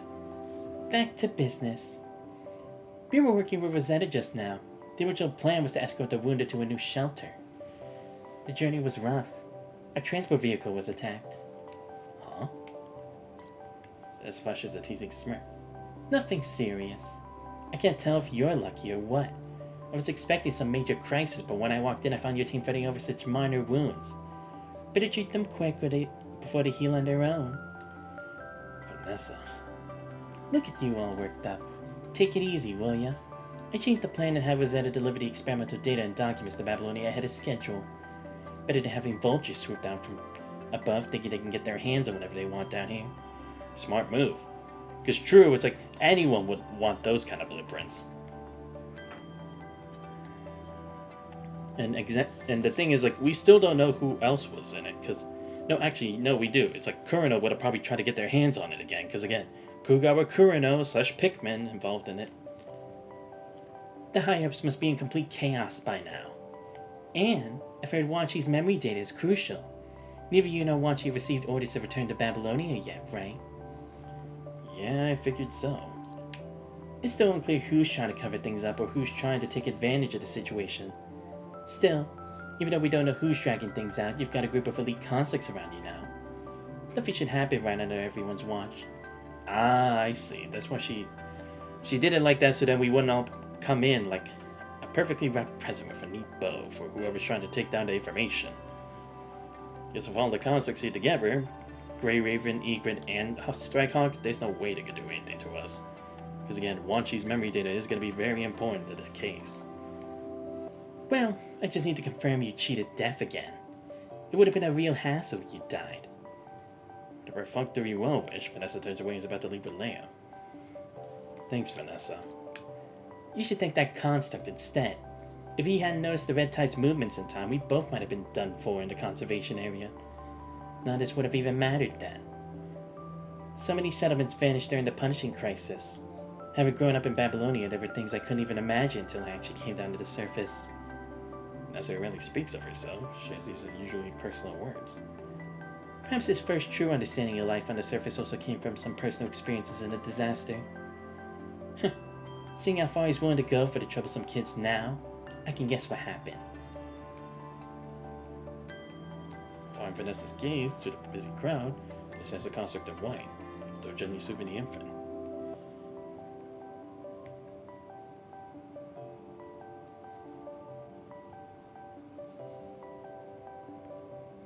Archie cradles her head gently, rocking her back and forth with care until the piercing cries gradually fade away. As her tiny hands wave around aimlessly, Archie slightly brings his face closer, letting her feel his bionic skin. Soon the infant nestles trustingly against the construct's chest and drifts out to sleep. Remembering the memory fragments you'd seen within Wanchi's mind, you keep your distance, worried that you may disturb this precious moment of peace.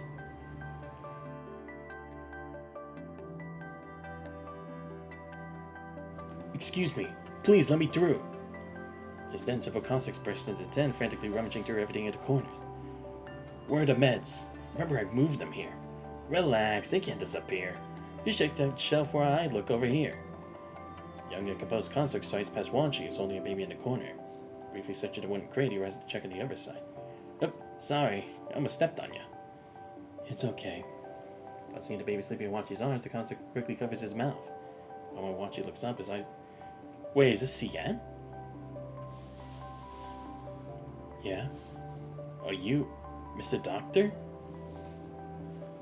Young conscript drops to a crouch before Wanchi in one swift motion, for trembling with discipline. I'm Nathan. Do you remember me? Wait, Nathan? Oh, wait, no. Was Nathan the one that he told him not to do the recall? You gonna launch Shaper's Ripple next? Wait, what's that one? Ooh. Lying among the gunsmoke ruins, he watched the rising sun in despair, muttering one final plea. Save just one life, even if only one. If you hadn't given us those medical supplies back then, and rescued us from the stronghold, I might have already... If he tries to contain his surgery excitement as he speaks. Recall the greatest lie. He was his old frame. I don't know.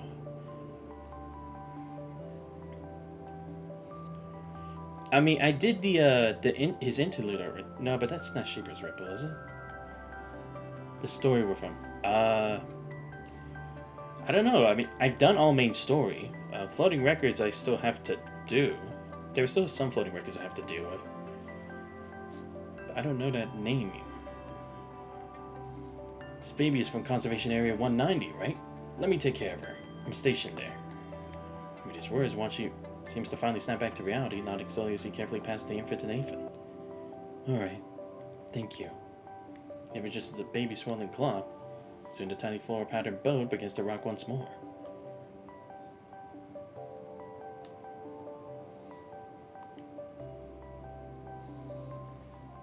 let me check in case, because I don't know. Okay, so we have Crescent Sun. This.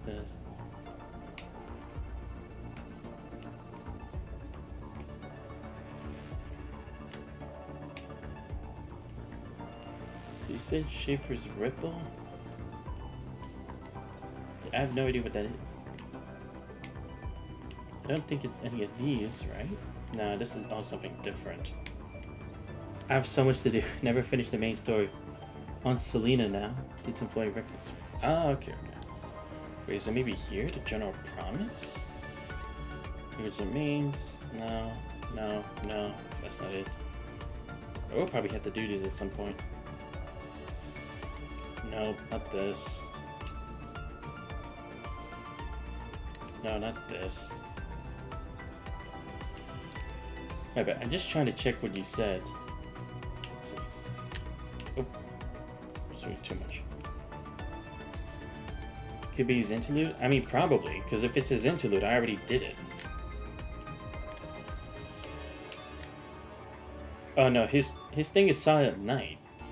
Okay. I have no idea what it is. Wait, is it actually a main story chapter? Because I already did all the main story stuff.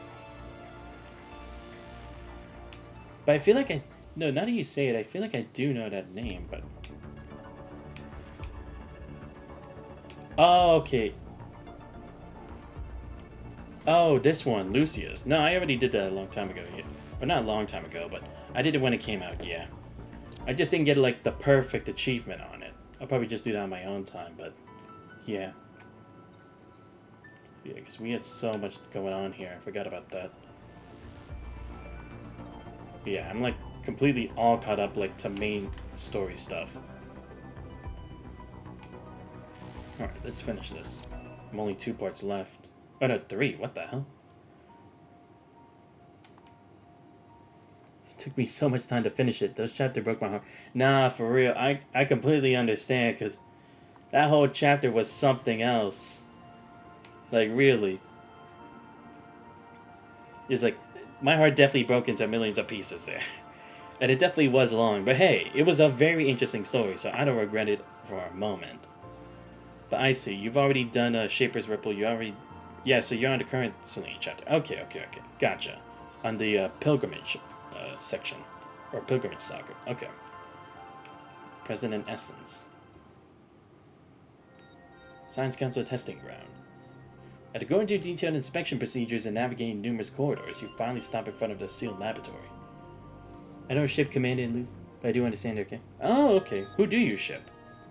I honestly couldn't even really make a good argument for who I mainly would ship, because there's just too many people. It's like, I'd find it hard not to. It's back to the window. Asimov is working on some laboratory equipment while Wanchi lies in the examination bed, connected to mind monitoring devices. The screen displays the current stability of his mind readings. I mean, like I said, to be fair, there are a lot of options, so it's like, you don't ship them, that's fair. There are definitely other ships that are plausible. But like I said, it'd be hard for me to actually choose one. The previously stable connection suddenly shows an abnormal fluctuation, and Wanchi's eyes flutter in response. Asimov walks out soon after noticing the gray of command.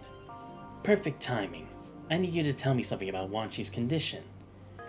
Ever since receiving his new frame, he's been unconsciously accessing sealed memory data from time to time.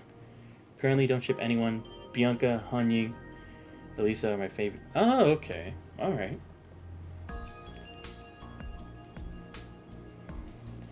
I mean, Hanyu I find pretty interesting. I wish we actually get a bit more involved in main stories so that I kind of put more, but yeah, okay. Yeah, and like for Bianca, it's like only after her current story chapter, it's like I really have a much more favorable opinion of Bianca. Because again, not to say Bianca was bad, but it's like there weren't really that great of like elaborations for her or as impactful of a backstory, you know? Not going to pull for Veronica because he's too much. No, that's fair. Because that's the thing, is like you don't have to pull for Veronica if you don't want to. Because again, Elisa is still a very valuable unit in the meta and just for gameplay. So I understand. Because that's the thing, it's like I like Veronica looks cool to me, but it's like I want to see how she operates. Because the thing is, like, when I use Elisa, it's like I'm not really doing that great of a job using her. So it's like I want to see if like Veronica's at least easier to handle, and then maybe I'd summon for her, or I mean roll for her, just to help improve what I can do with my physical team. Because I know how to use Han Ying a lot better now. I know how to use Selena to an extent. And Elisa is just the one where it's like I'm still kind of unfamiliar with after all this time. So that's why it's like I'm kind of like on the fence of should I put Veronica on it? I mean, I probably am going to, but like whether I put her on the main physical team, that's something I have to check. Thankfully, you performed a deep dive to stabilize Wan Chi's mind in time. Otherwise, the sheer volume of disorganization at data would have been enough to kill him through mind disruption. The memory data no longer poses a threat to him, but I can still detect fluctuations in his mind. He must have told you about his condition, those momentary blackouts. Same here, Selena to an extent, hardly use light or heavy character. Light heavy too. Yeah, true. Because that's the thing, it's like, once you have Selena's basic pattern, like, when you just do her basic attacks, then the hold heavy and then the ult and everything is like, it's really not that hard to use her. Which is what I'm glad for, because trying to use Bianca Stigmata and the initial alpha frame, I was not doing as great damage as I wanted to in endgame stuff. It's essentially just a brief uncontrolled stasis. Is this some kind of usual after effect? You can think of it that way. While it doesn't significantly affect his daily life, we must take this seriously for the sake of his future combat operations. I've run a thorough examination. The trigger appears to be a momentary disruption in his memory data, which is to stabilize his memory storage system. So it all comes down to his memory data. The mind disruption burst he experienced at the research facility was too severe. Even though you managed to stabilize him in time, this kind of irreversible damage was to be expected. At least irreversible with our current technology. Alright. For me, the hardest is Lucia Pyrov. It's like learning chaos theory. Really? I don't really think using Lucia Pyrov is that hard.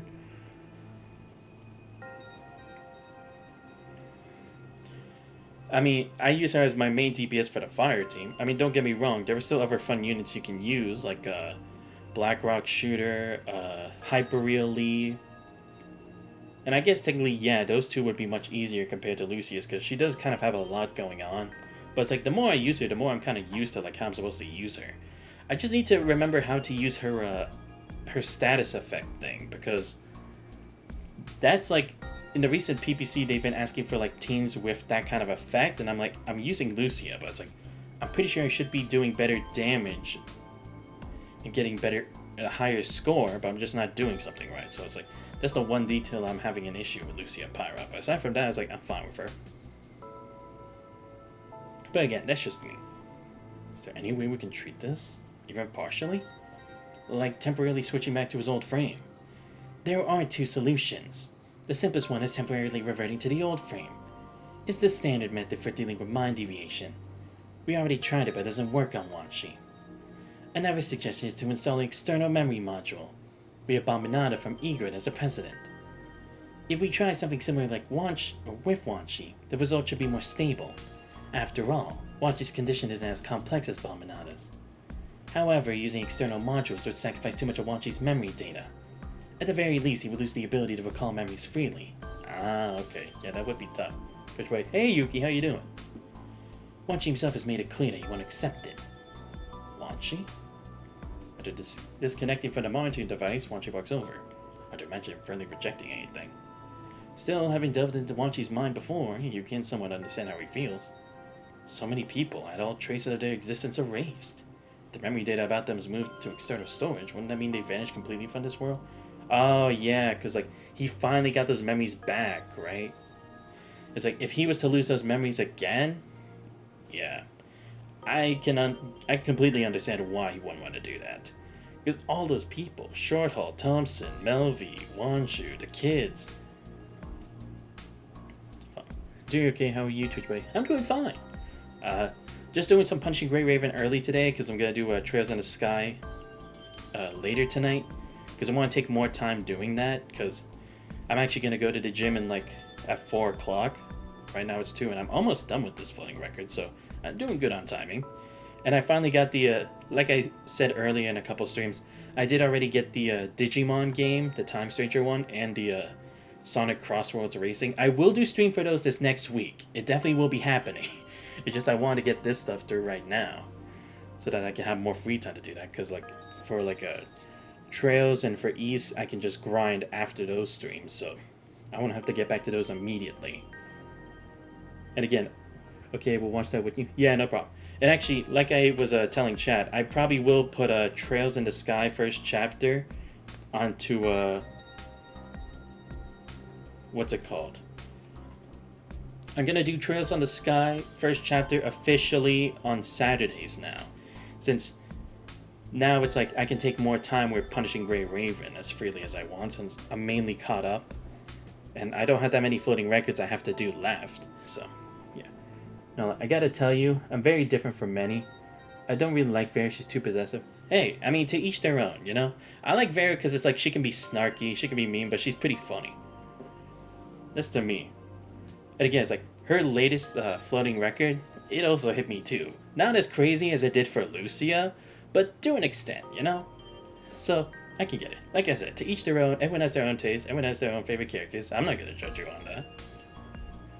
I mean, I will say my opinions, but that doesn't mean that we'll have the same experiences.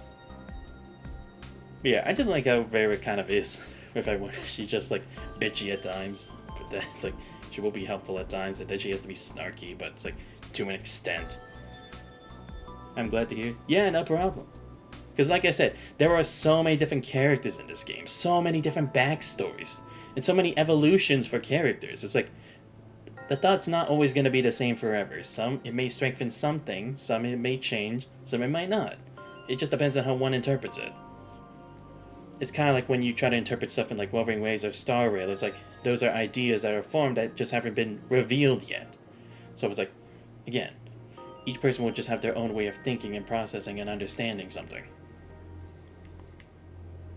Besides those two options, Asimov and I want to try a third approach.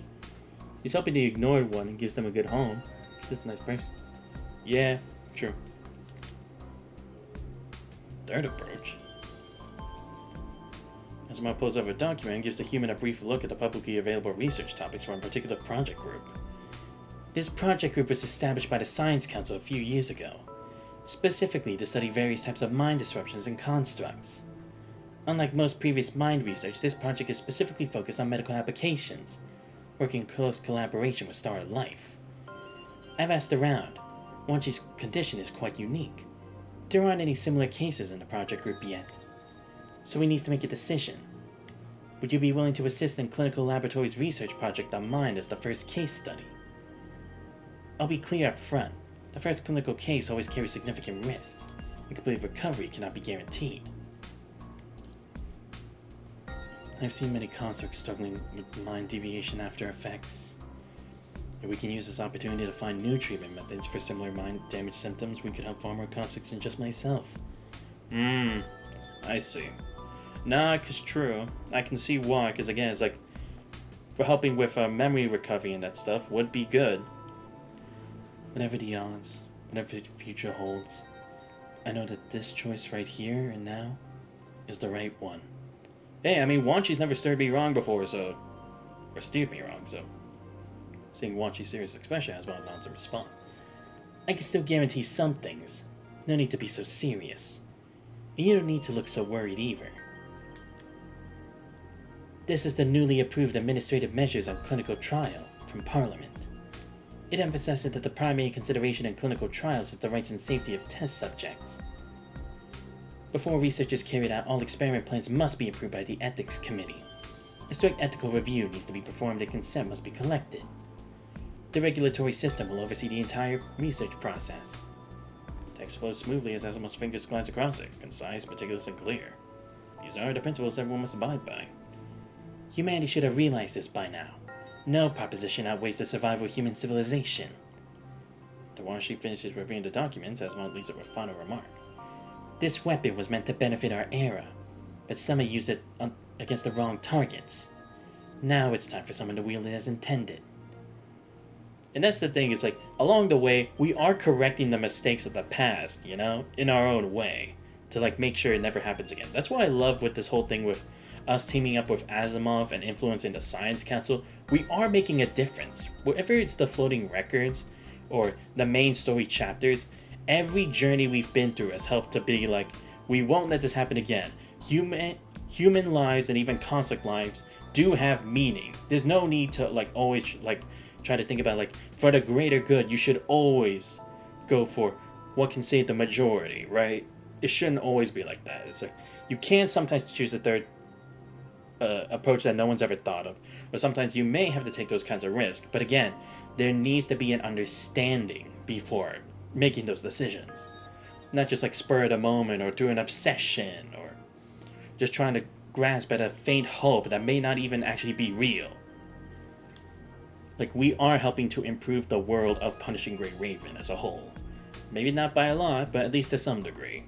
At least a lot more than what it used to be, and how chaotic it was. Hence why Kurno was able always to use those loopholes to their advantage. Science marches forward, and the refinement of human civilization continues without pause. The pruning of excess and erroneous branches is always required before new buds can grow in spring. This is what's so great about the command. He's thinking outside the box. Exactly. And the other thing too is like he is trying to make the difference. Like him and Asimov have a secret alliance to like keep some information secret because they know like if exposed to the Science Council or Parliament or Kurano, they definitely take advantage or like try to look for that same thing.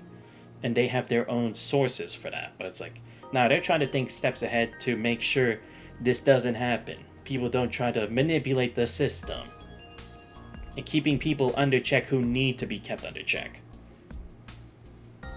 So again, it's like Commander is someone who's doing something both on the screen and off the screen.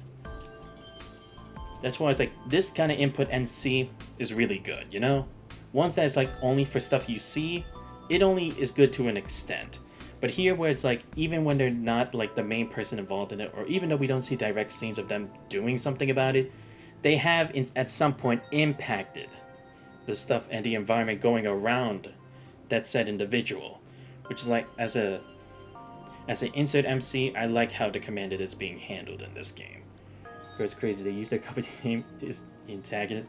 Oh, true. That is crazy. If there are no questions, Wachi's treatment should begin shortly. Thanks. No problem. We're just treating the after effects left by that old mine project. As for the rest, we'll leave it to time. Where are you heading next? Getting some rest? No? There's one more place I need to visit. We're going to the youth center. Oh, we're going to the youth center? Damn. It's a rest day for Babylonian residents. The students have no classes. Children from the youth center gather in the hall, running past constructs with familiar ease. Some even stopping to say hello. Human and constructs sit together on a bench in the hall, basking in the clear sunlight streaming down from the artificial sky. Constructs were almost never seen here before, but now they're a common sight. Yeah, because I was gonna say it's like, it's not that they hated constructs, but it's like there was such that division over there.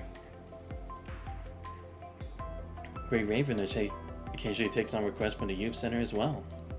That's good. When children first came to the youth center, even I was worried of them. Yeah, and also it's like most constructs didn't even bother to like do the request on the board.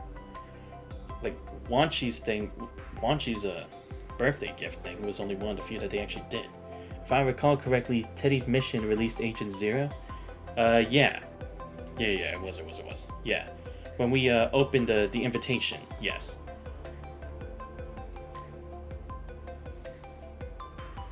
Short Halt.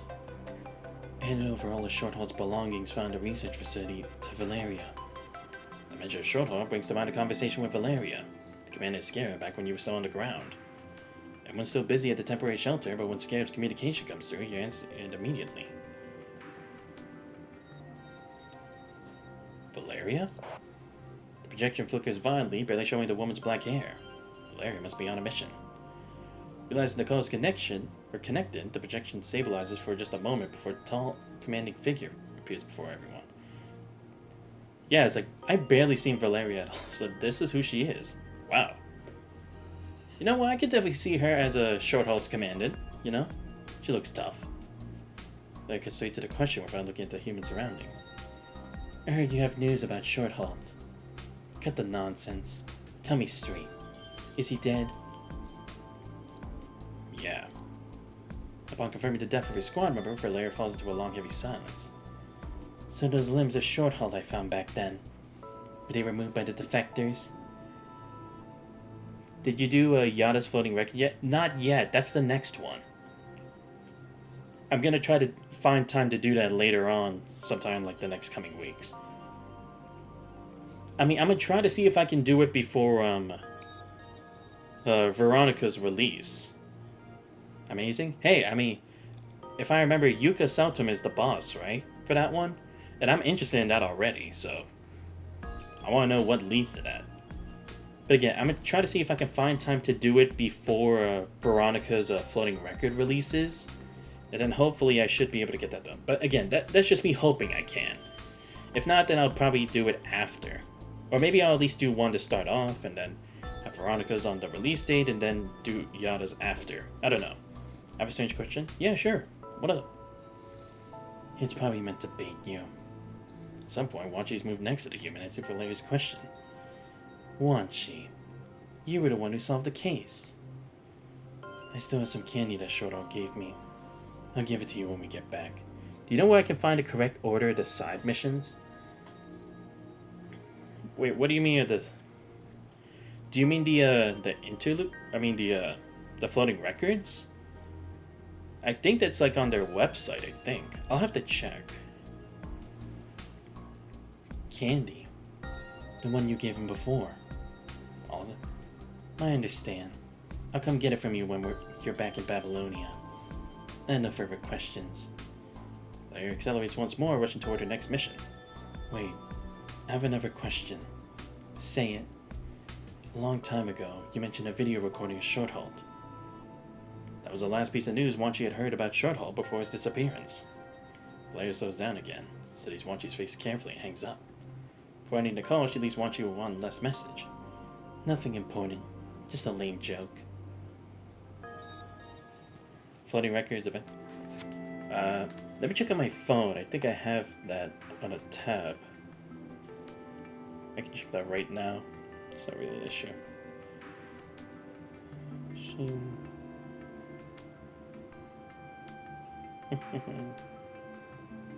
No, not this. Here's the page that I usually look up.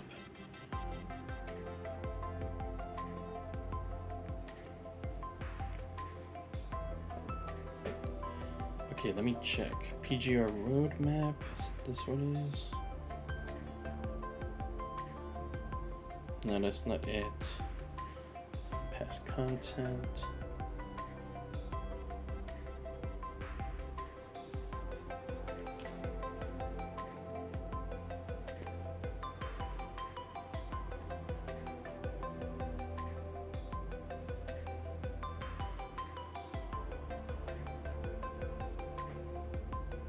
Trying to make sure by checking on here.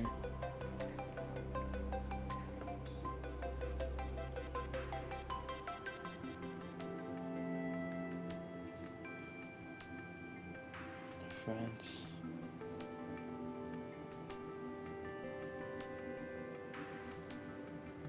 Sorry, I'm just checking. I hope that we'll get the next Scarab character, Shiva. Ah, okay. Oh, yeah. They did talk about Shiva.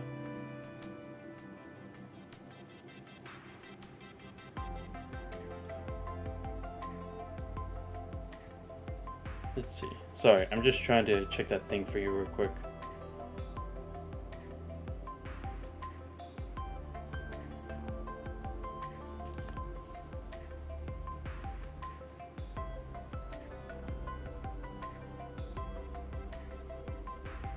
Let's see. Memories, weapons, Warzone, blah blah blah. I think a lore summary maybe.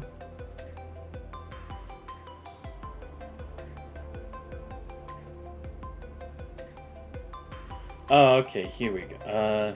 Well, this isn't complete. It's up to a certain extent, but it's not completely updated.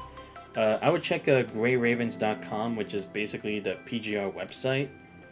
And then on story summary, it shows like the order of like the stories. Again, it's not completely finished with it. Like, it shows like the EX chapters, the main story, and the floating records order.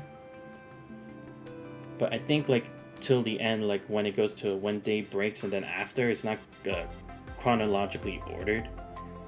That one is like you just kind of had to assume based on like when they release. I think from them you would need to check the patch list as well. Let me see. There's also the patch list, and then you can check the order of that. And then I think that would be another way for you to see like, okay, when did these come out at those times? I think that should also help check the order of things. But yeah, go to greyravens.com and you can see all the stuff there because it shows the patch list, it shows the characters, and even shows you like character breakdowns, like what memories you should equip onto them, the stats you should have on your weapon. Patch list seems great. Yeah, so greyravens.com, that's where you check the stuff, because that's why I go to like check for like what memories I need to put on my certain teammates, because like when I need to figure out for a lot of these later characters like what stats I need to get their memories, that's what I do. I'm lazy, I used to recommend it. I mean, yeah, that's fair. I mean, I just do it because since I always like doing the endgame stuff for fun, in this game, that's like, I'd rather make sure I'm doing the most damage to get a lot of the black cards and stuff. And also for getting my my S rank constructs into double S rank, I just use these as like a way for me to do so. To like help get better in PPC and stuff. And the simulated stuff. But yeah, that's what I usually do, so yeah. Just go ahead and check that website. That should be a good reference for you. I walk my way step by step to finally say goodbye to him. There'll be others who need those things more than I do. I knew it all too well, especially after speaking with Valeria. Valeria took it without saying much, just like always. I was sad, lost in thought. Speaking of which, I wonder what Scare's been up to lately. Valeria's the only one I know for Scare. Yes, thank you! I swear, we never talk about Scarab, and yet they're supposed to be, like, one of the other elite squads. Like, we've seen Egrid, we've seen a bit of, like, Simon, and the other one from when the twins attacked. What was his name? The blonde one? Shit. But yeah, it's like, we haven't seen Valeria. It's like, she's supposed to be pretty badass, and she had Shorthaul on her team, so... kind of wondering what their team's like. She certainly have quite an impression. I guess so. Human tries to divert the conversation for the heavy topic. She thinks for a while before something crosses his mind. Chrome? Oh wait, no, you mean... Wait, what? Chrome? Who knows? I heard Shiva's been learning how to pilot transport shuttles. And that's all I know. We're chatting, a girl suddenly bounds up to Wanshi and greets him with uninhibited enthusiasm. Brother Wanshi, you're here! Huh? Oh, I remember you. Not seeing a familiar child, Wanshi instinctively rummages through his pouch for snacks, but suddenly stops. What's wrong? Last time I gave snacks to the children, I got scolded by the volunteers. The hair droops from Wanshi's head as he explains to the girl with a hand of regret. There are a lot of visitation procedures now. But next time I'll ask your teacher to bring you some snacks. Share it with the other kids. You and Wanshi turned around together to see a wide-eyed female volunteer shouting while pointing at Wanshi's hand. Hey, it's Natalie! Oh, so she did survive the mission after all. Cool. Wanshi, she just lost a decayed baby tooth. Stop giving her sweets. Who's that? I feel like I've seen her before. I pulls out 2 sets of casual clothes with volunteer badges from the shelf and tossed them over. We grew up together at the youth center. You might have seen her at the Start of Life. She's a doctor there. A few years ago, volunteer Dr. Natalie survived the frontline warfare. After returning to Babylonia, she underwent additional training and became a doctor in the Cosmic Maintenance Department. Oh, okay, cool. Okay, good. So someone else did survive that nightmare. Because I was going to say, it's like, we didn't save, like, how many survivors there were left. Occasionally during maintenance sessions, Strikehawk members would say hello to her. She's always so busy with work. Wonder if she finds the time to volunteer. Ow. Don't act like you've got time to spare. You're here just as often. Get going. Maka's still waiting for you. Walk your way, and Natalie throws a quick question at the grave command. Did you come with Wanchi to visit Maka? You have an appointment? I wanted to check on Gazette. She was brought in by Liv earlier. Gazette? Oh, the child you brought back from the surface. Maka's told me about her quite a few times. Follow me. Before Natalie can finish her sentence, a boy bounces out for a nearby door and passes out Wanchi. Hey, slow down. Didn't you know, Brother Wanchi? After my last surgery, Natalie cleared me for running. I'm just like the superheroes from those old movies. Cool, right? Oh, Maka, yes, right. The one who had to go for surgery. Yes. At least I think if it's the right one. Wanchi, Maka's just like any other kid now. Crosses her arms as she looks at the energetic boy in front of her with a satisfied smile. Even my mentors found this condition challenging. I never expected we'd discover a new clinical solution so quickly. I see. Much faster than I expected. It's good to see all these loose ends tied up. Good news always arrives much sooner than Wanchi had anticipated. During the brief period before returning to Babylonia, Strikehawk stays tightly together as they carry out their reconnaissance mission. Especially for Wanchi during the mission, the captain demands that he stays with the group at all times without exception. Why do we suddenly care about Wanchi so much?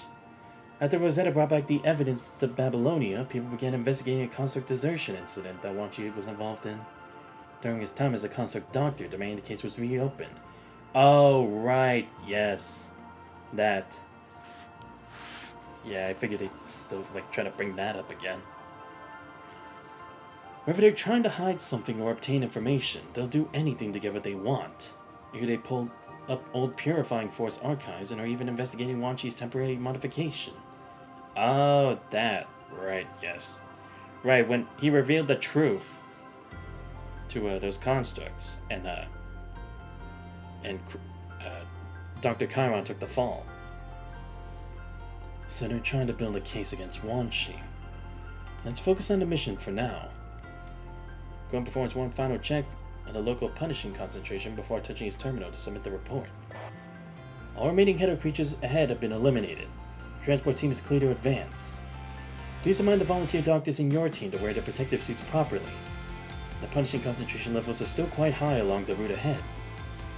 From glances at Wanchi, as more specific instructions come through from the other side of communication. You mean Wanchi? Commends the call for him a surprise on his face, as if he hadn't expected much good news to arrive so soon. Graver Commander just received the news.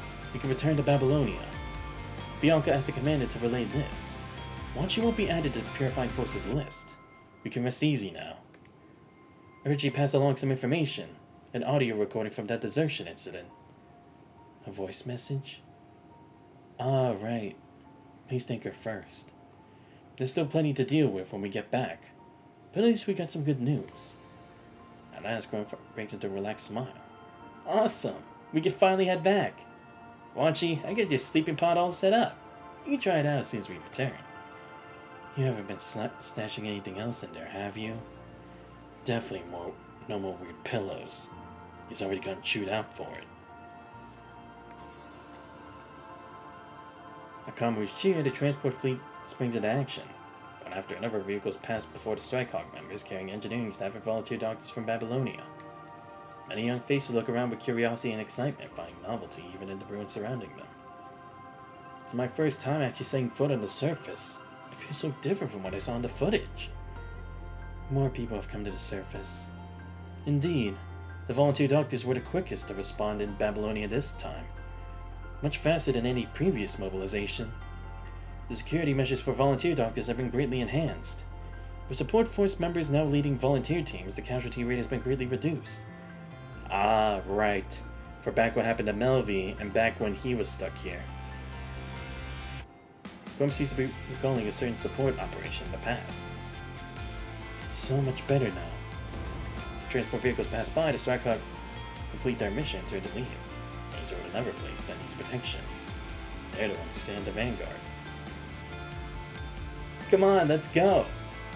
Clear the path ahead and we can go back. Wanchi doesn't follow him immediately.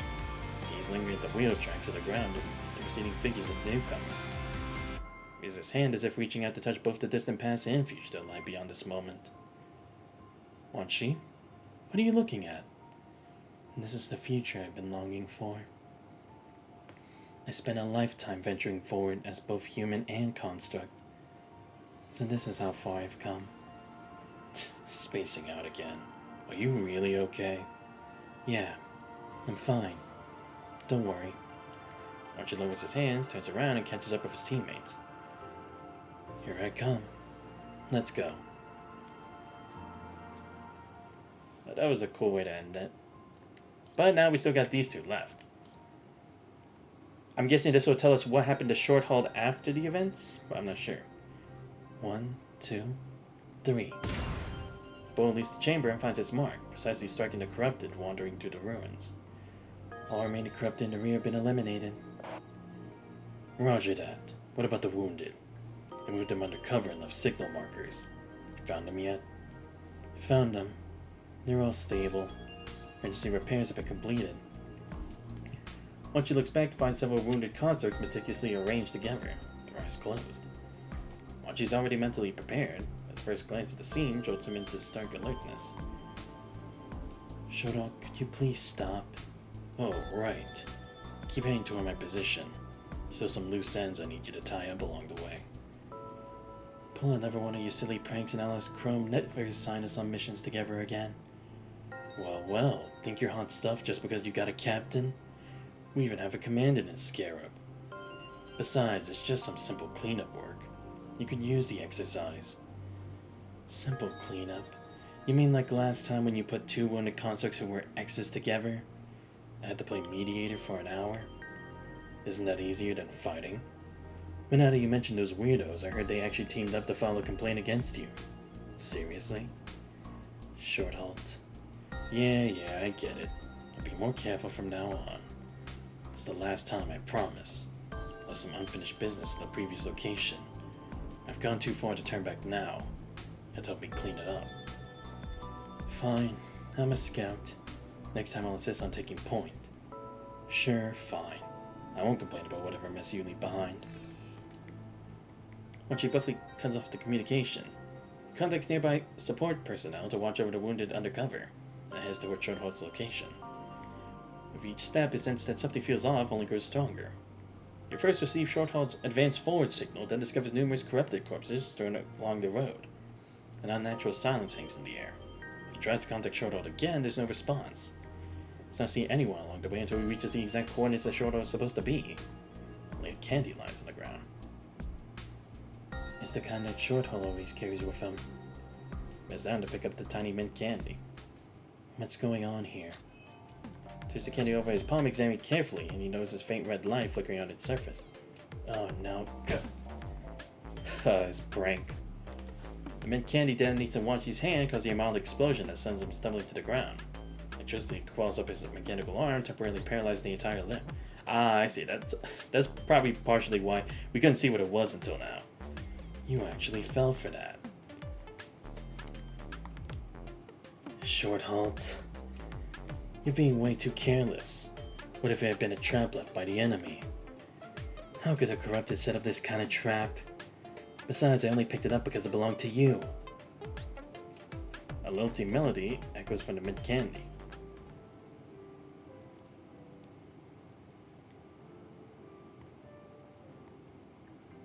Why do you look so surprised? Forget today's your birthday? Since his modification, Wanchi's accepted that birthdays are celebrations that belong only to humans, not to him anymore. As for the activation date, Ko mentioned that due to severe injuries before the modification procedure, some of his memory data could have caused serious mind deviation, that he took the opportunity to seal those memories during the modification.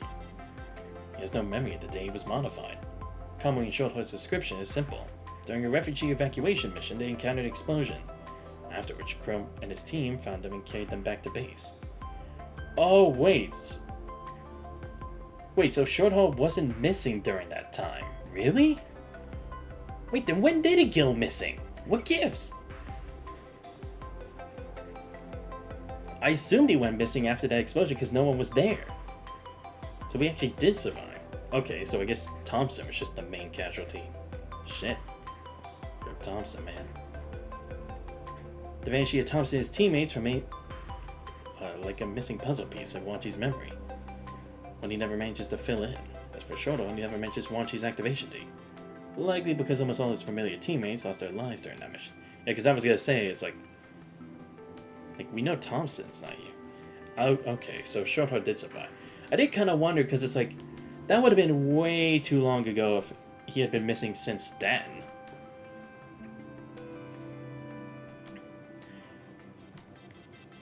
However, Shoto becomes the last friend who still celebrates Wanchi's birthday with him. Here's your birthday gift.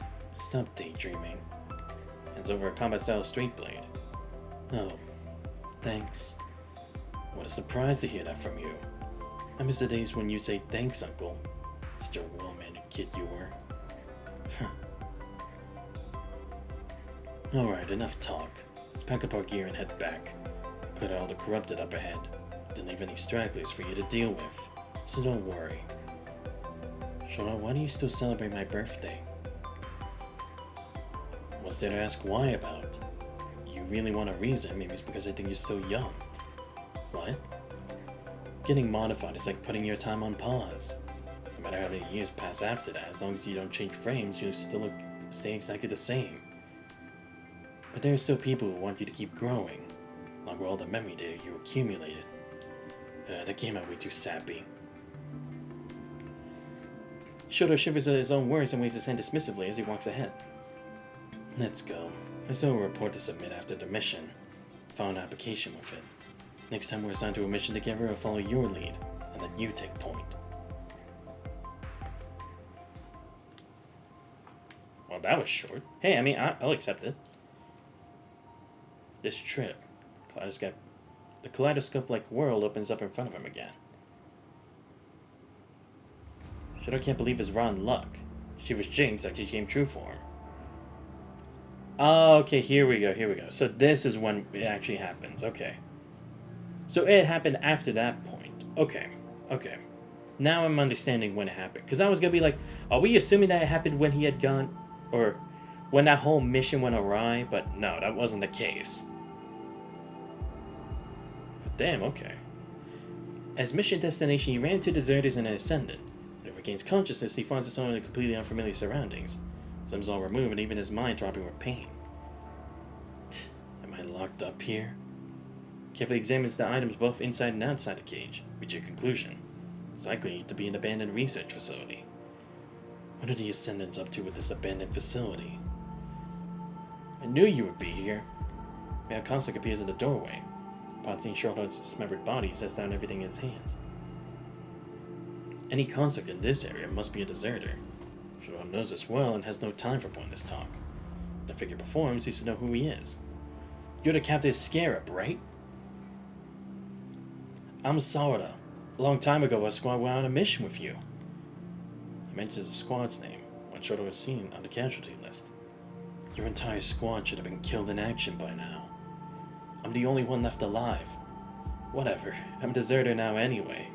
I'll never return to Babylonia. But I'm not here to reminisce with you. He glances around consciously before pulling several artificial limbs from the box. Take a look. See if there's anything you can use. Shoto is taken aback by Sawada's actions. He wastes no time in identifying the usable parts. Moments later, Shoto rises to his feet once again and opens the prison door. Thanks for helping our squad back then. That's all I can do to return the favor, though. No way out? Heavy security? Not exactly. I've heard of successful escapes, but they force everyone in hibernation before letting them leave. Can't risk exposing ourselves. Who knows how many times we'd have to relocate if they find out our whereabouts. You have to figure something out on your own. You didn't choose to leave either. Truth is, I'm sick of this place. But I got nowhere else to go. If Babylonia finds me, the Purifying Force will eliminate me for sure. I mean, he's not wrong. Because he could have contacted this place and been like, I'm spying on them. What is this place? An old research facility. The building has multiple floors. The Ascendants are located at the bottom level. They've been testing the mines to build your constructs lately. Those who meet the standards are taken away. None of those who were taken ever came back. I don't know what they did to them. As they speak, the device on Sawada's body flashes briefly. Someone's coming. Get out of here. I'll hold them off. Newcomer is a young female construct. Shoto slips behind a corner, listening in on a sporadic conversation between Sarada and her. Didn't know you were here. I've been looking for you. I just arrived. I'm here to watch Short Halt. What's there to look at? He caused a huge mess at the last place and almost exposed everyone's location. Had to move his limbs from him to settle down. Wait, so... Damn! He got overrun by deserters. That's fucked up, man. Really? I get they didn't want to be exposed, but fuck. He sure knows how to stir up trouble. They must be out of their minds to drag him into this mess. He might be a handful, but who cares? Someone tests the stability of his mind and proved it useful. Once that ascendant sets eyes on him, there's no escaping for him. Huh? They've already tested his mind. Catching the warning sign with his words, Shoto checks his equipment before making a swift exit. I see. So he's basically saying you have to leave now, because they're after you. Clever. The situation appears far more complex than Shoto could have imagined.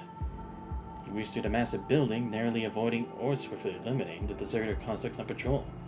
Ah, I see. So yeah, that is what Wanchi was referencing from all those marks on the constructs. That wasn't really just a monster. Initially, a good amount of them were the deserters that he was taking care of in order to make his escape. The number of enemies he's taken down has reached a disturbing count. So many that he wonders if anyone ever cares about these deserters' lives. He's been on the move for so long, yet not a single person seems to notice his escape and sneak attacks. He's lost track of how long he's been circling the first floor. He's seen nothing but identical pipes and corridors.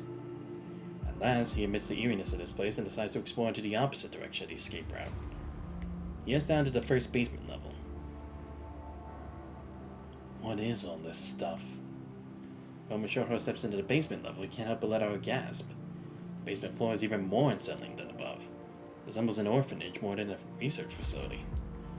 He checks every door along the corridor only to get more confused with each door opened. Beyond empty rooms, he finds scattered paintbrushes and dolls. The class schedule posted on the corridor wall sends chills down his spine. The paper is yellowed and grown brittle with age. The many names written on it remain chillingly legible. Each name is followed by a series of ticks and crosses. Notice the crossed out names all end up with 3 crosses. What are all these right and wrong marks about? Dream mistakes and you're out? That's why I was saying it. SO143, 145. Finds as he reads through the crossed out serial numbers, unable to make sense of this mysterious chart. As he's about to look away from the class schedule, he hears a soft shh from behind. There's something strange about him. We need to get out of here. A child? Find the last door at the end of the corridor stand many children. Has no idea when they appeared, but none of them seem older than 10, yet their eyes are filled with weariness. Why are you here? Who brought you in? Knowing it's a research facility, Shoto questions the children with a mixture of shock and anger. Oh, my bad. Without answering him, they scramble back toward the door at the end of the corridor. Our friend looks visibly terrified by him. I'm sorry. It's not evening break yet. We thought we could still come out and play. We'll go back right now. You promised to be good. Don't be afraid. I won't hurt you. Come here. I'm sorry. We can't stay here any longer. Seeing the terror in the children's eyes, Shoto realizes something must have happened to cause such a unnatural response. No time to waste, he gently takes the lead girl's hand, ready to escort them all to safety. When his hand touches that slim wrist, he understands what happened in this place. Beneath the girl's bionic skin lies the same hard metal found on his body. Under her loose white clothes is a distinctive joint structure unique to constructs. They won't even spare children this young. Shoto catches himself before cursing in front of children. Take a deep breath, he suppresses the rage. Listen, all of you. Follow me now. Sorry, Uncle. We can't do that. Researchers here told us never to listen to strangers. Researchers?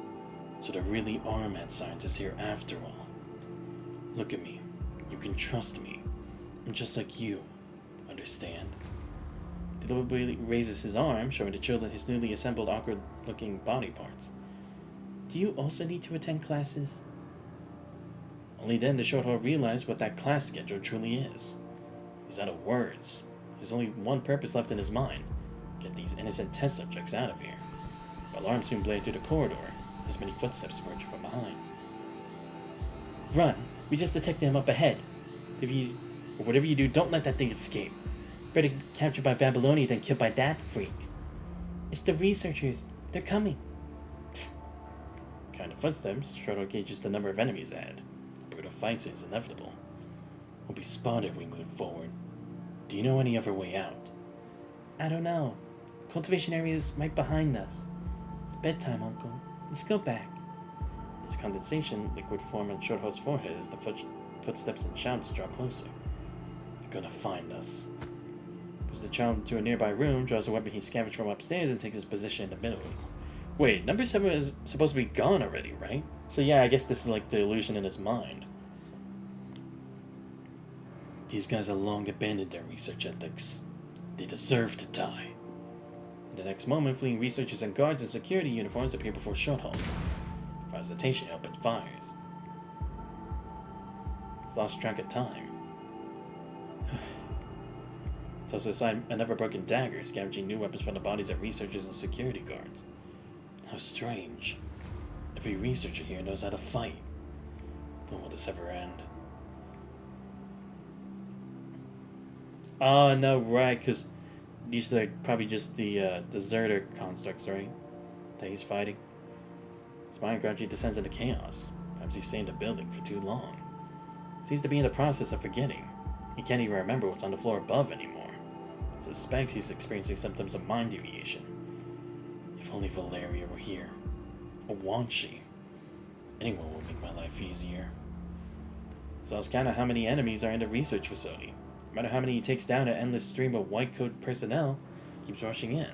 He has no supplies, no connection to the commandant, and his internal circulation system is on the verge of collapse.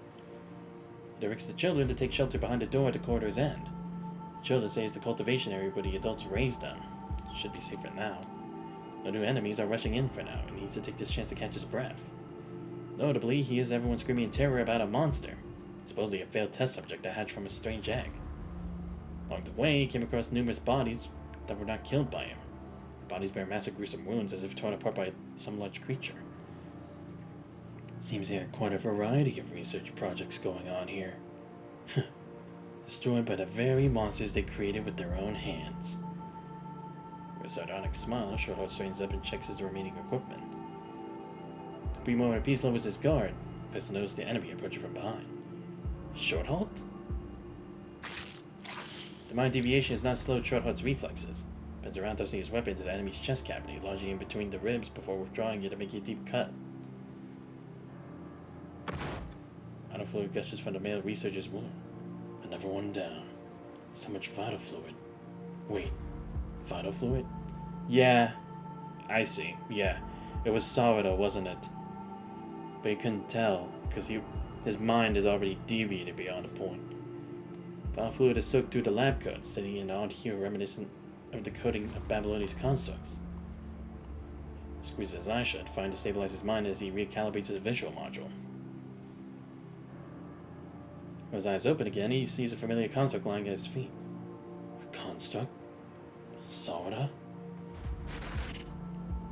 He looks at the construct strewn across the ground and recognizes the familiar faces from the deserter list. Ascendant. Stronghold. Deserters. Inhuman guttural sound emanates from his voice module.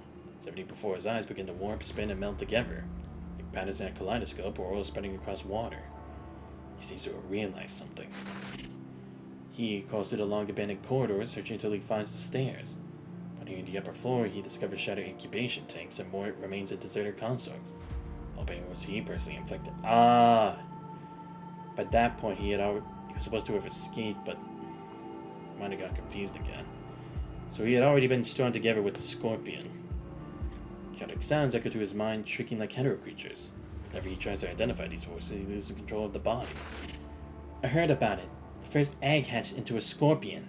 They're preparing a second one, and when would you get the chance? Better be caught by the purifying force to end up like that. It's not just me, we're all doomed. The Senate let out that monster. Soon he flees through the panicked deserters' bodies, splitting open the terminal at their waist and exposing the communication components within.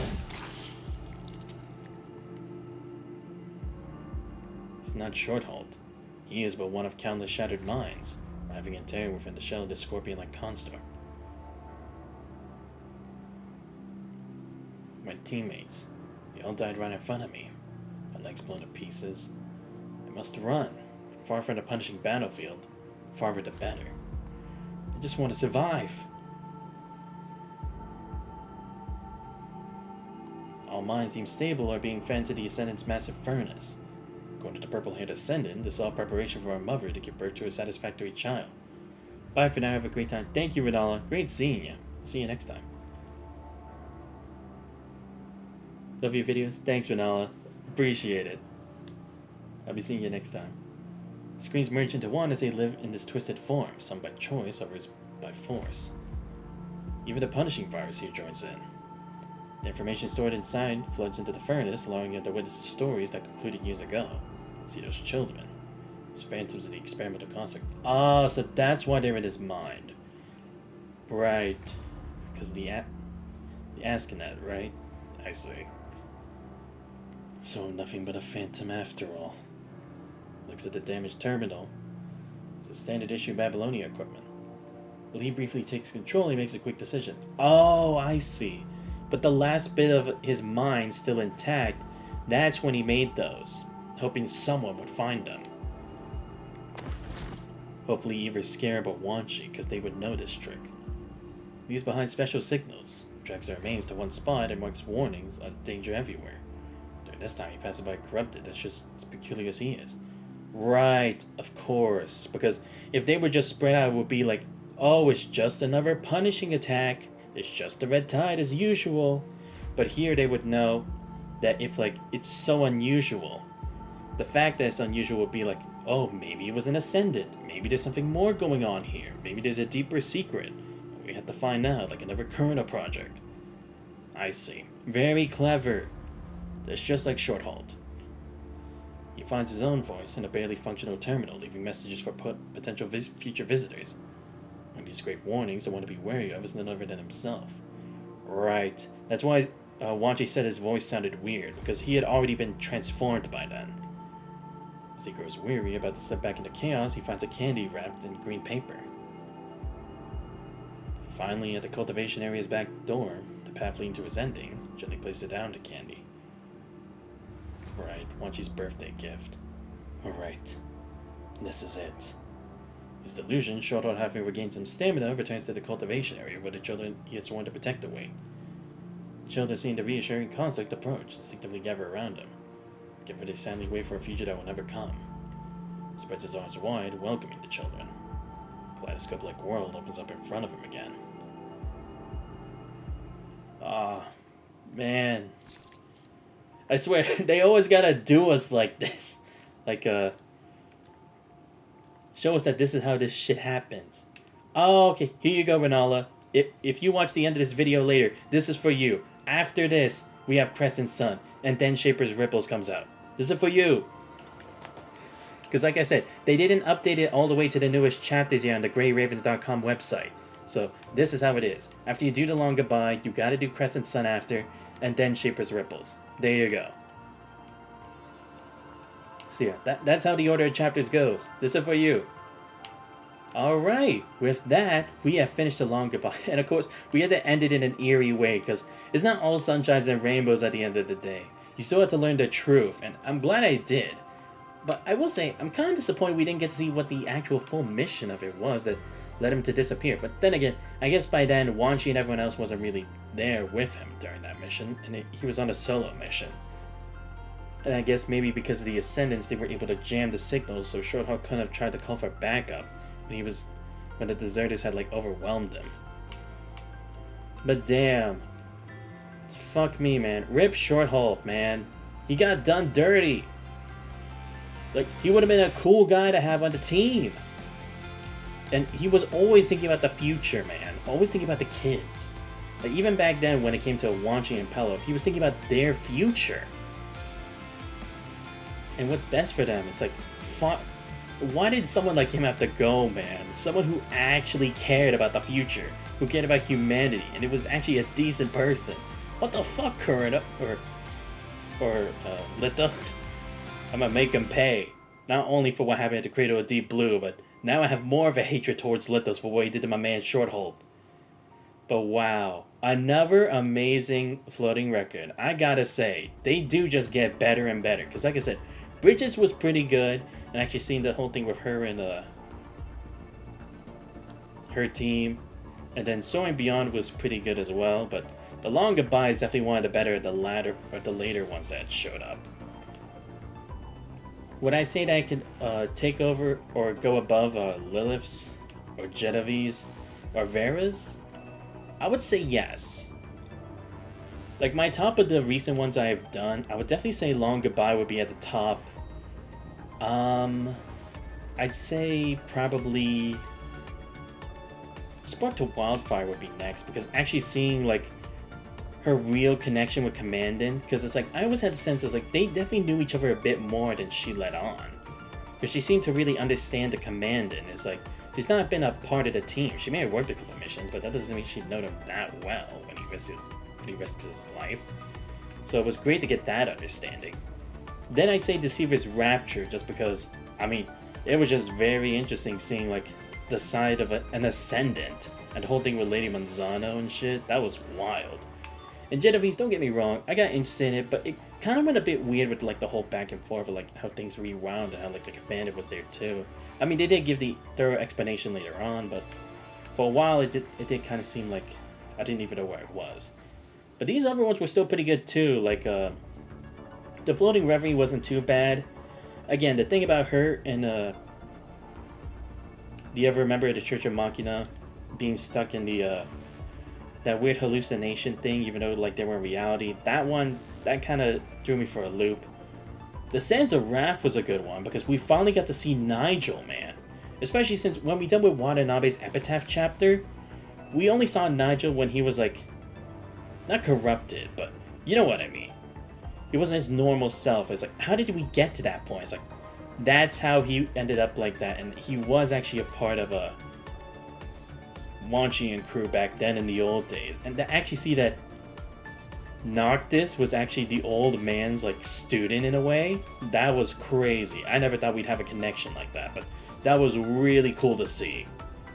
And like I said, Bridges was great too, because again, it's like she's always been a support force member to help us out, but seeing her actually take the charge this time, it was really neat.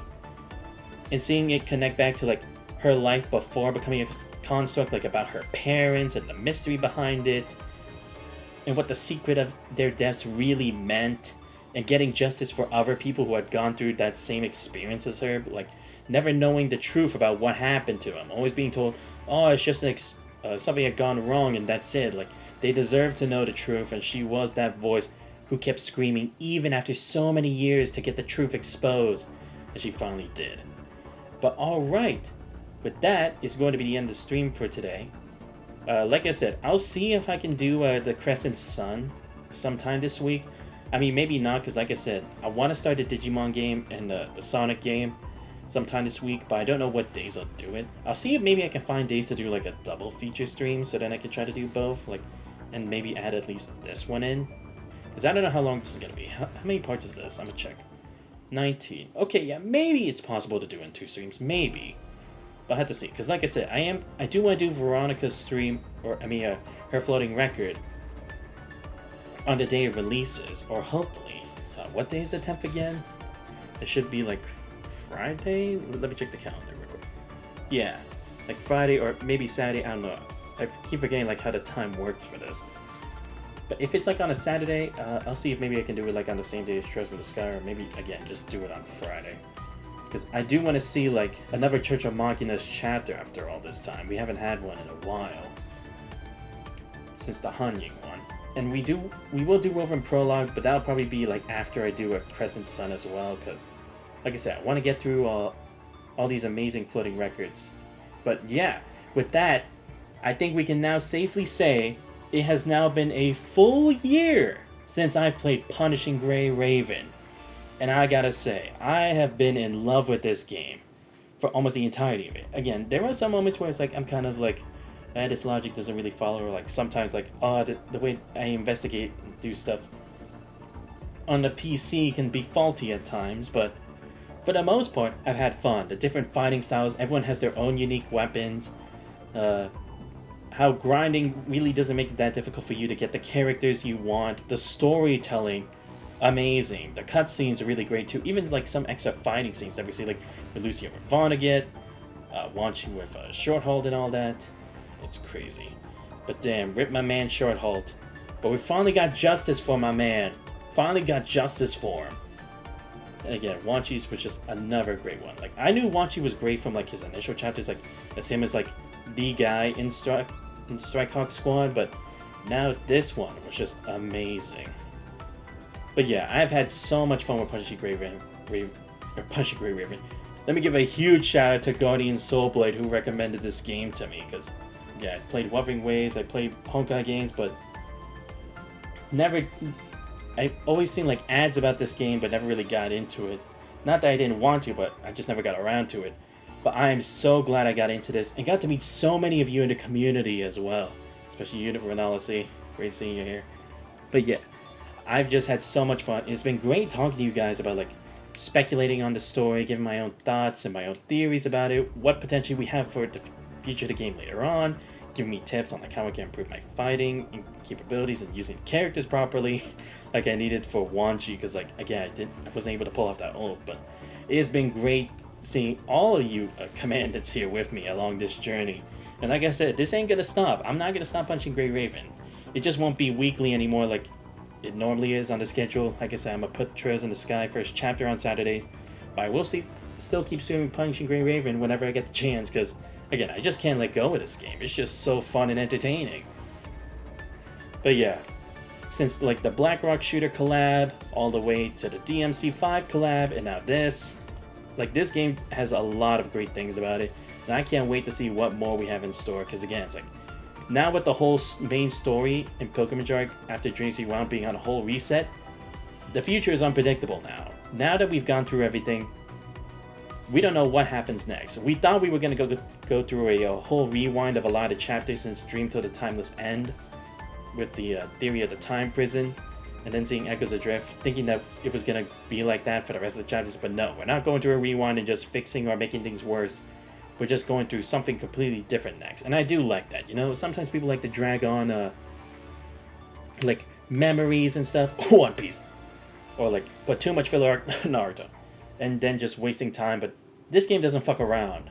Their storytelling is like, they need to focus on what's important. The side details, they will be side details until they become significant, and when they do, they are expanded on properly. Which is another thing I really come to love, that Kuro Games can absolutely deliver.